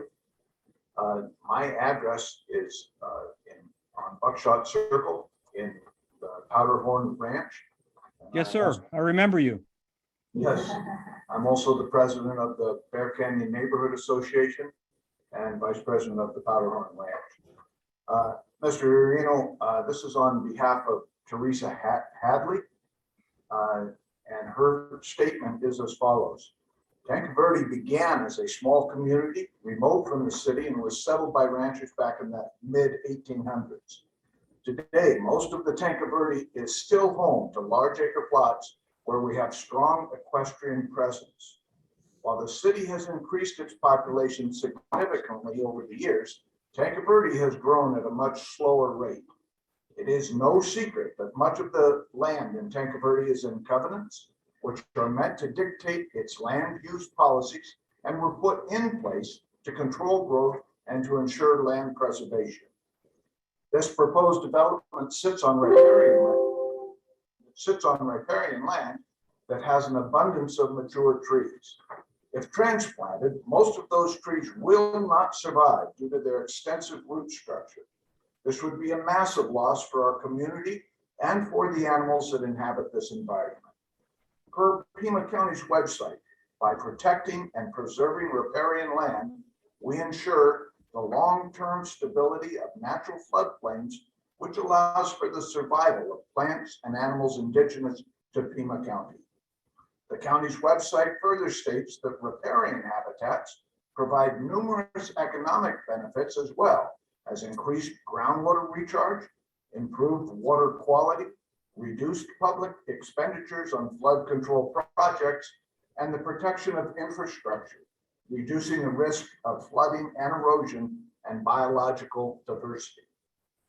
If this development is allowed to be built, the city would knowingly and intentionally be causing harm to our water supply, the native plants and animals. Our water supply is already in grave danger, and the wildlife in this area relies heavily upon the vegetation, especially when escaping from fires from nearby Mount Lemon. If our goal is to protect riparian land because it is so precious, then we should honor that goal by keeping this land unimproved. Mayor Romero has committed to planting 1 million trees in our city. In April, I emailed Nicole Gillette of the Urban Forestry Program, and she stated that the city is looking at every opportunity to maintain our mature tree canopy while we continue to plant additional trees. Ms. Gillette stated that her position covers the entire city, including rural areas, and has said trees are actually one of our only pieces of infrastructure that grows in value over time. This serves to prove the importance of protecting as many mature trees as possible, but especially those within prime riparian habitat. I'm saddened that this project has progressed this far and that the city or mayor and council would approve a development that appears to negate Mayor Romero's tree initiative and that of the city's urban forestry program. I urge you to reconsider this development. Tanque Verde is a community built for a way of life that does not coincide with the type of development that is being proposed. If we continue to overbuild these areas we are meant to preserve, we are dooming ourselves and future generations. Thank you on behalf of Teresa Hadley. I would also like to speak on my own as Bear Canyon neighborhood president and from the Powderhorn Ranch. You put the Mariposa project, which we felt displaced some 12 million cubic feet of water into the Agua Caliente wash. And now this one, by raising it 3 feet, will also displace approximately 8 million gallons or 8 cubic million gallons of water. That velocity and force is going to be put upon the infrastructure of that culvert and the downstream effect on the Isabella Lee Wildlife Refuge, Forest Grove homeowners, and the Powderhorn homeowners is incalculable. We have to stop trying to cram homes in high density into areas that are suburban ranch. As the president of the Bear Canyon neighborhood, I encourage you to leave this as the most minimum invasive possible. Thank you for your time. Thank you, Mr. Latour, and thanks to Ms. Hadley as well. Anyone else? Yes, please. The woman on my right, your left, I guess, first.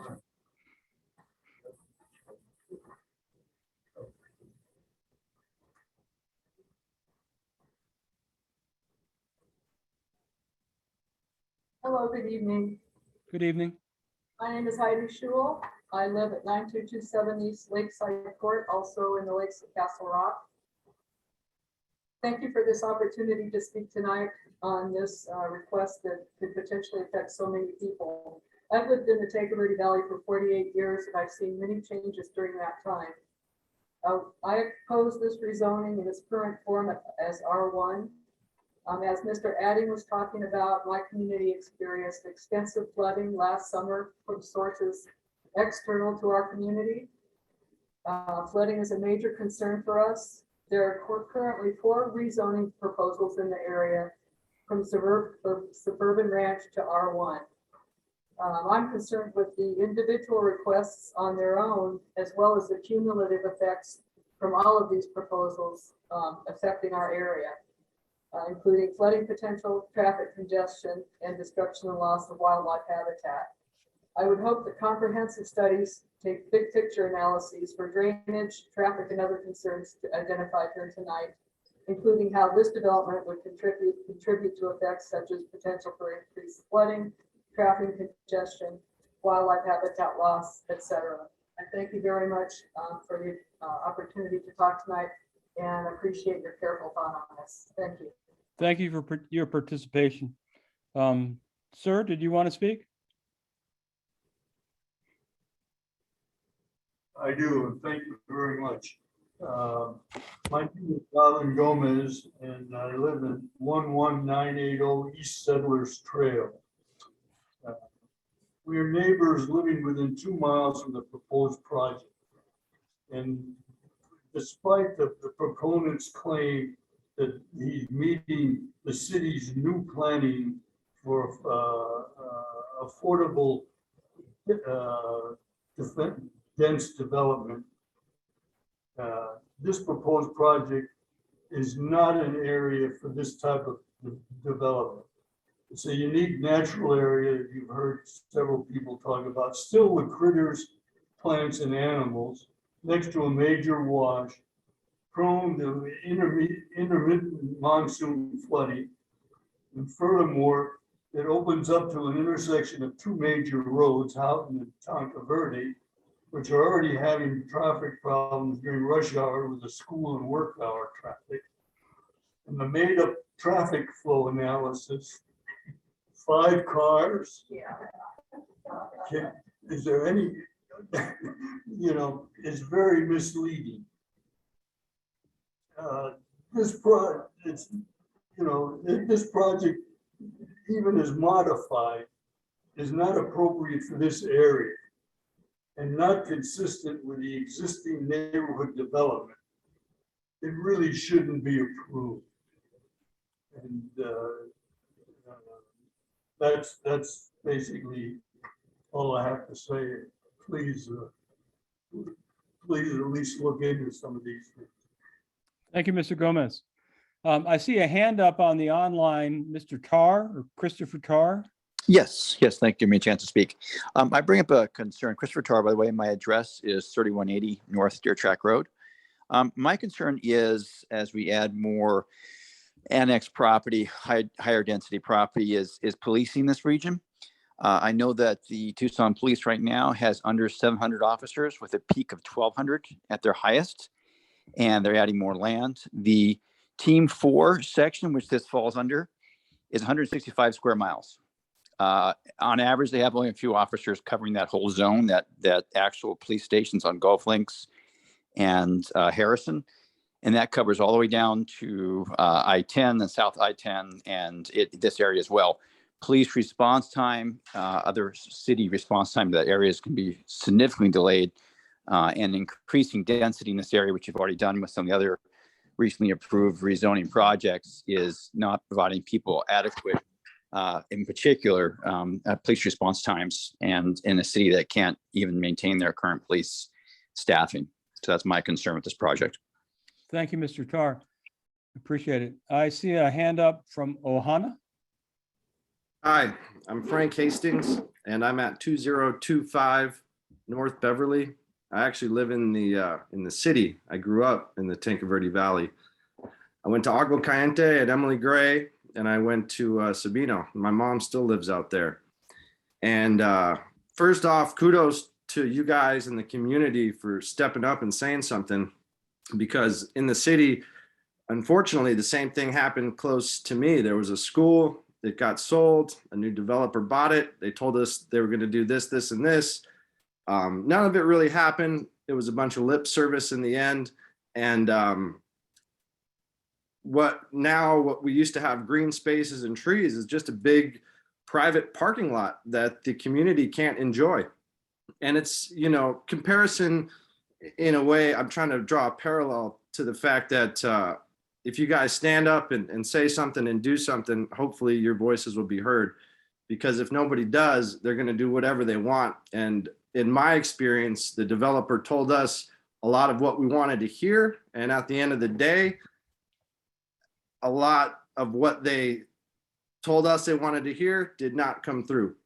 And so I just found out about this, a few minutes before the call. I thought it was going to be somewhere in person. I was kind of disappointed. It's kind of hard to get linked up on this computer stuff, but I'm not as prepared as some of you guys were, and I'm not going to be able to speak as eloquently as you guys have, but I wrote some things down as I think Mr. Portner is his name, the developer, was talking, that I just would like to just address and bring up. He talked about the plan Tucson that the city of Tucson is trying to push forward. And I'm in real estate, so I understand the housing problem. But this is the city of Tucson that's pushing this, and they're doing that. It's supposed to be meant for the city, not for the county. And it's funny because this is technically the city, but you guys are all out there in the county. And so it's kind of when Mr. Portner's talking about this is the city's new plan, they've turned a page, they didn't do this in the past. I would agree with what he's saying, but that's in the city. That doesn't have to do with the county and stuff out there. And granted, I know it's zoned that city in that little corner, but if you would, put that into perspective, I think it kind of tells a lot. I'd also like to bring up, in his own words, he said that this project was going to be sustainable and protect precious lands and work towards smart growth. I don't see how this is sustainable, protects precious lands, or a smart growth. It's almost laughable, those words. Also, he said that very verbatim that they were going to transplant mature mesquite trees. You can't transplant a mature mesquite tree. Sure, you can transplant all the saguaros you want. Anybody that knows anything about the desert knows that you can't. And so the one thing I did read that I found a little laughable prior to getting on this call, I saw in the actual written proposal, it says that they're going to transplant acacia and mesquite trees. And I just want to know how they're going to transplant. What are they going to do? Take up little saplings and put them around? I mean, large mesquite trees and a mesquite tree bosque, they're immovable. You can't do anything with them except cut them down. Once they're cut down, the mesquite bosque is gone. You can't take just a few trees out of a mesquite bosque and accept it to still be a bosque. I had a lot of, things that I wanted to bring up, but a lot of you members have already brought it up. And so, a lot of the stuff I wanted to say, you guys already said in large part. So I just, another word that verbatim that he said there was going to be a large buffer. To me, there's no large buffer when you're throwing 33 houses and 11 acres. I don't understand where any of this logic is. And I'm trying to talk respectfully. I'm not, it's just some of this stuff, it's almost laughable. And I don't mean that disrespectfully. I just mean when you have a developer that said they're going to transplant large mesquite trees, it just shows how out of touch they are with actually what's going on. And I guess that's kind of it in a nutshell for me, is it's just, you can't be that far out of touch and then try to act like you're doing this for the community, or we're going to try to do this. Another thing that I wrote down is, in his comments, he specifically alluded to people aren't even into two-story houses anymore. It's kind of, a thing that people were doing for a while. So why are you going to build two-story houses if people don't want them? I mean, it doesn't make any sense. And he alluded to that in the presentation that he gave, saying, I know it's not really the trend, but we're still going to do it. The reason they're going to do it is so they can fit twice as many houses in there.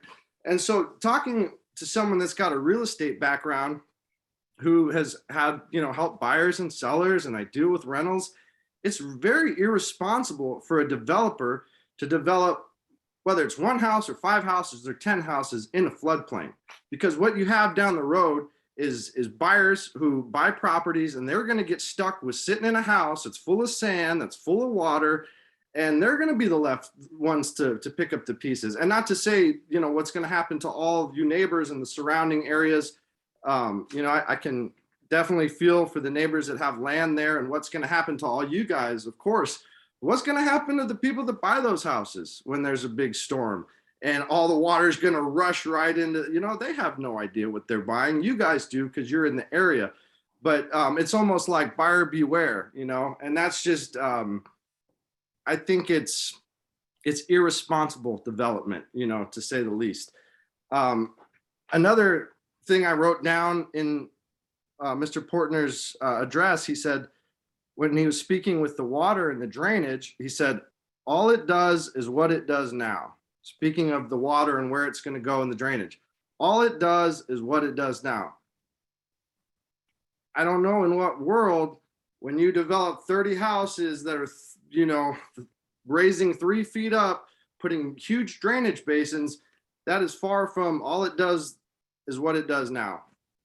Speaking of, you know, retention basins, I think he mentioned they have to hold the water in a big basin before the water flows off.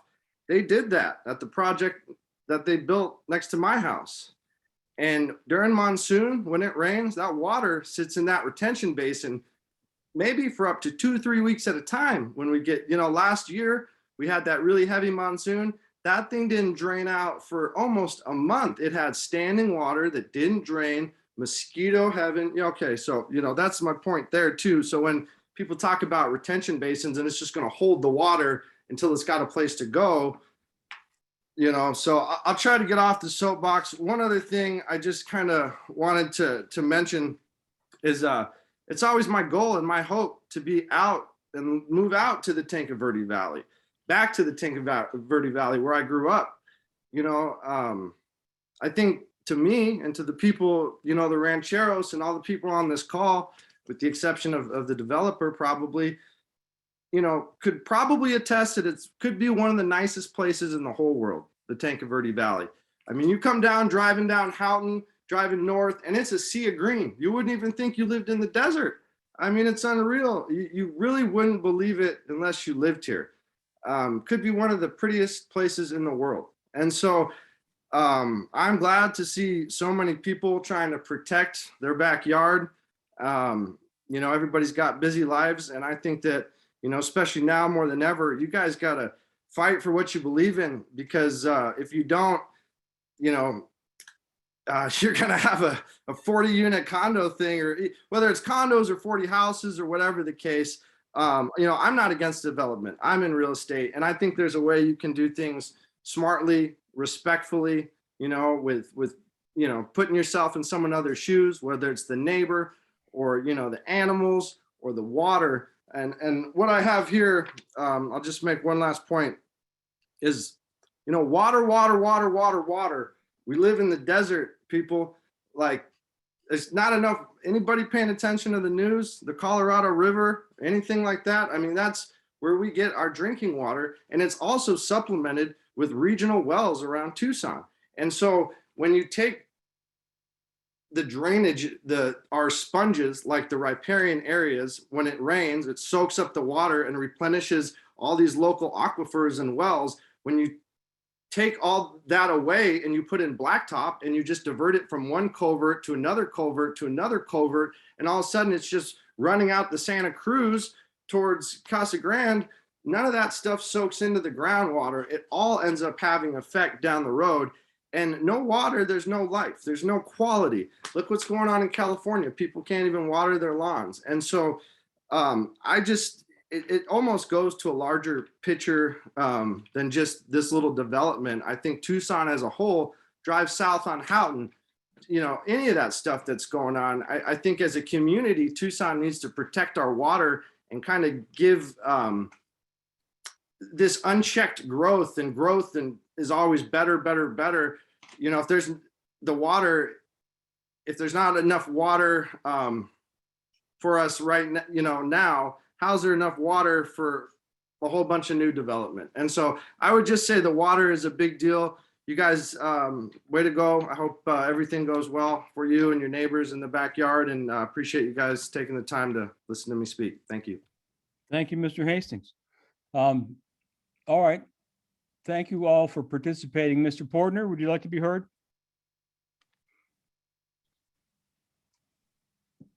Mr. Zoning Examiner, yeah, just a few closing remarks. And then again, whatever questions you may still have of me. I've got a lot of pages of chicken scratch notes here, and I'm just trying to distill it into a few primary thoughts for you. And then at least I'm done, like I said, unless you do have more questions for me. So first of all, drainage, a lot of talk about drainage. I stand by our drainage stuff all day long. Anybody who wants to evaluate it, any independent study, Eric Shep wants to look at it. We think the city should come forward, take another look at it, let us know where they stand, but we stand by our work all day long as being in accordance with all of the city and county's adopted procedures. and protecting the upstream property owners per what we propose to develop. So that's all I'll say about drainage.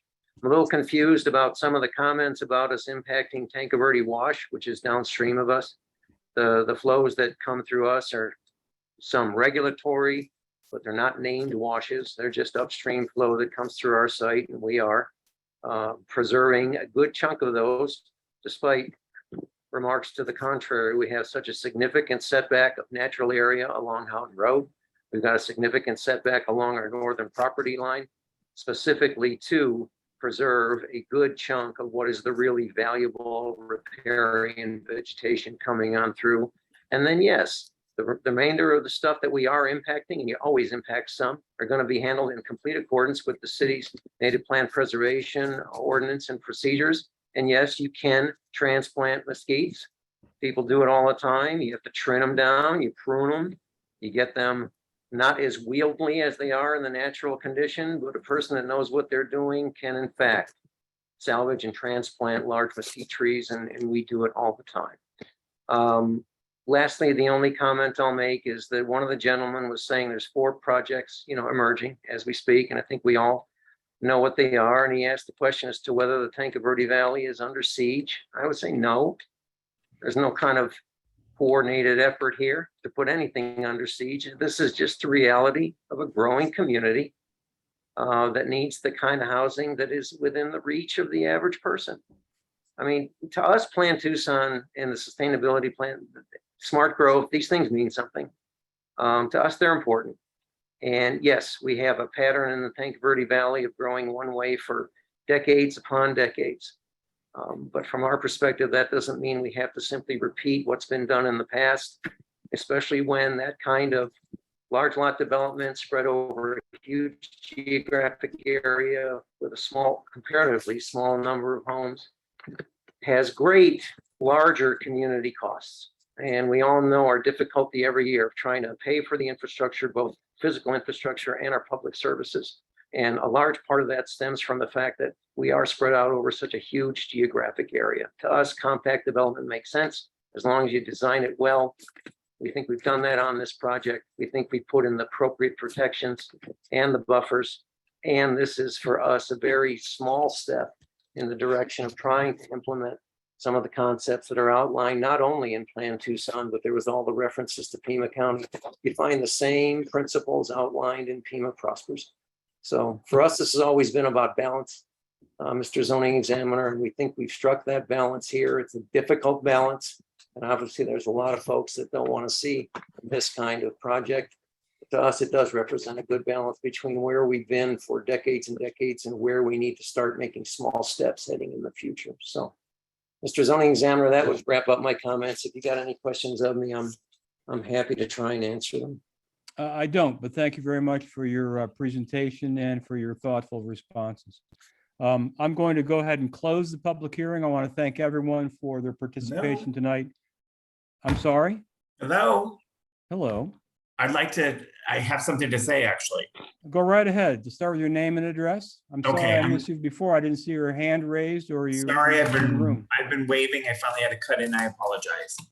So my name is David Jennings Sorrell, 9100 East Dawn Post Road, Tucson Northwest Corner. Catalina Point is our subdivision. We are 32 homes crammed in on 3 acres.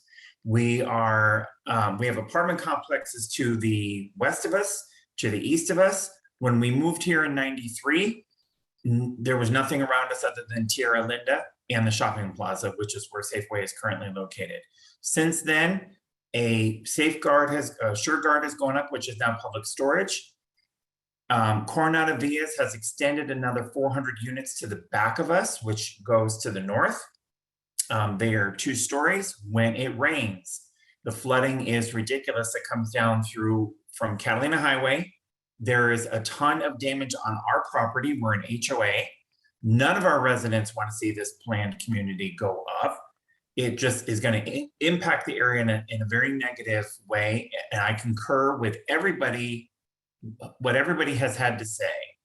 And Mr. Portner cracks me up with the replacement of mesquite trees. I just got off the phone with Mesquite Valley growers yesterday. I think we should probably talk to some arborists and see what they actually have to say about transplanting mature trees, because what I was told and what he just stated are conflicting. I invite all of you to come to Catalina Point. It is a horseshoe community where you can drive in, you can drive out through Showcase Lane.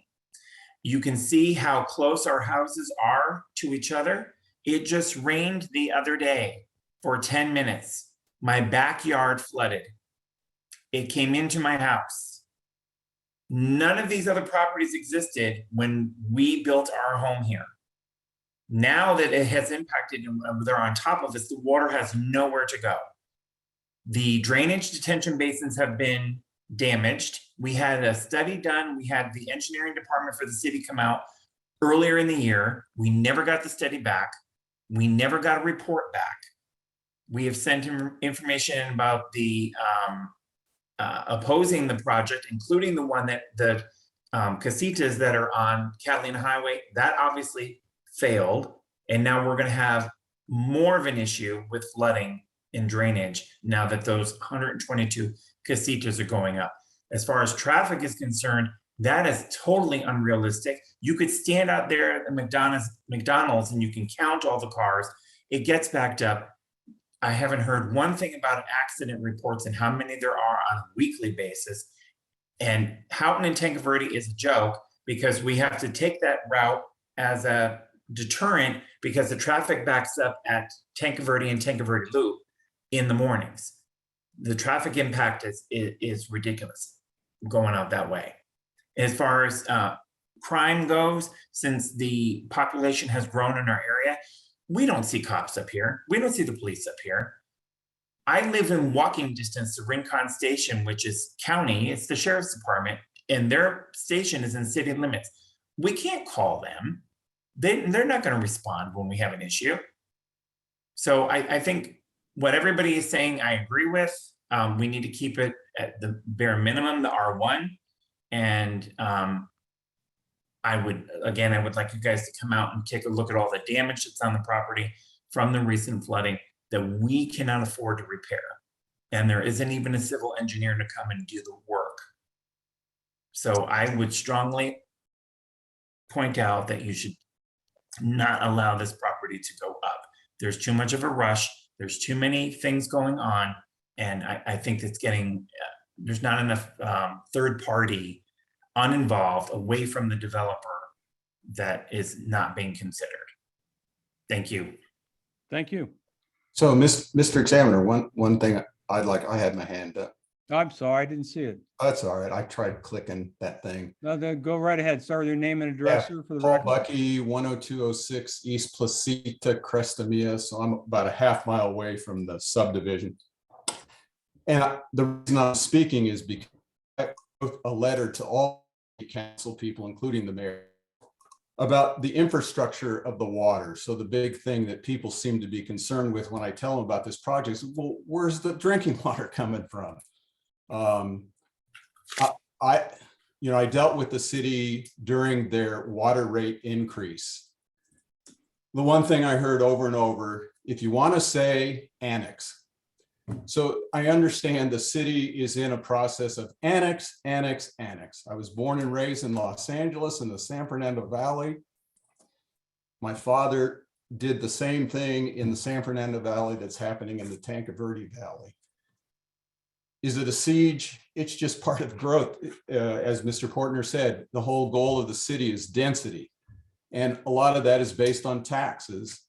So to me, if this thing is going to move forward, then I think the city needs to take some responsibility, and they've thrown it to me to tell you this, why I don't know, that that they should bring in this recycled water. If you're going to plant trees, this 1 million tree thing, oh, that's all fine and good, but that takes a lot of clean water to do, which for county people, our water rates for me doubled. So if you're going to build these areas in this Tanque Verde, Houghton, Tanque Verde corridor, it's only a mile down the road, the recycled water. It's at Speedway in Houghton. And I suggest that should be part of this zoning proposal, because they threw it to you, to bring an infrastructure up and bring that recycled water if they're going to start approving all these subdivisions, because they need a tax base, they want annexation, they want density. Bring an infrastructure in, put that water, bring it up. It's only a mile. I don't care how much it costs. Use the tax dollars so we don't have to use clean drinking water to do the mayor's proposal of 1 million trees. So I just wanted to make sure that you understood the reason I'm telling you that is they all told me to tell you. So, Mr. Bucky, I appreciate it. I got an email from Councilmember Fimbris's office over the weekend, I think it was, alerting me to your very poignant thought and good idea. I'm not sure why they thought this wove into this particular rezoning case, but it's a good idea, which I will consider, and I will also pass it along to others so that it's really an idea of more general application than any particular rezoning case. And I think it's one that should be talked about by people who deal with water and reclaimed water and taken very seriously. But thank you for showing up and participating tonight and bringing it again to my attention, and I'll make sure it gets surfaced. right. And just another point. I mean, even Mr. Portner said, well, yeah, if the infrastructure was there, they would hook those houses into that landscaping tap. So you've got all these houses, get some landscaping taps in there. So, okay, thank you. Appreciate it. Mr. Zoning Examiner, can I just jump in on that? Yeah, go right ahead. Only because Paul and I have had some back and forth on that, and I think it's a great idea. It's not unlike other things we've done in Pima County when there's an area where there's a lot of intensive development, emerging activity. You kind of put your arms around all the different players involved, including the jurisdiction, and see if there isn't some long-term kind of plan and program for participation that can create an opportunity for that kind of, extension, because it's not a cheap cost. And it can't be put on the back of any one project. But if you get everybody in the room together, there's usually ways you can find out to make it work. And we'd love having reclaimed water available to us. So we'd be happy to participate in any longer term conversations that the city might broker to see if there isn't a solution there. That's all I wanted to say. Thank you for that. Thank everyone. I want to thank everyone for their participation, and I hope everyone has a healthy and lovely and safe evening. Good night. Thank you.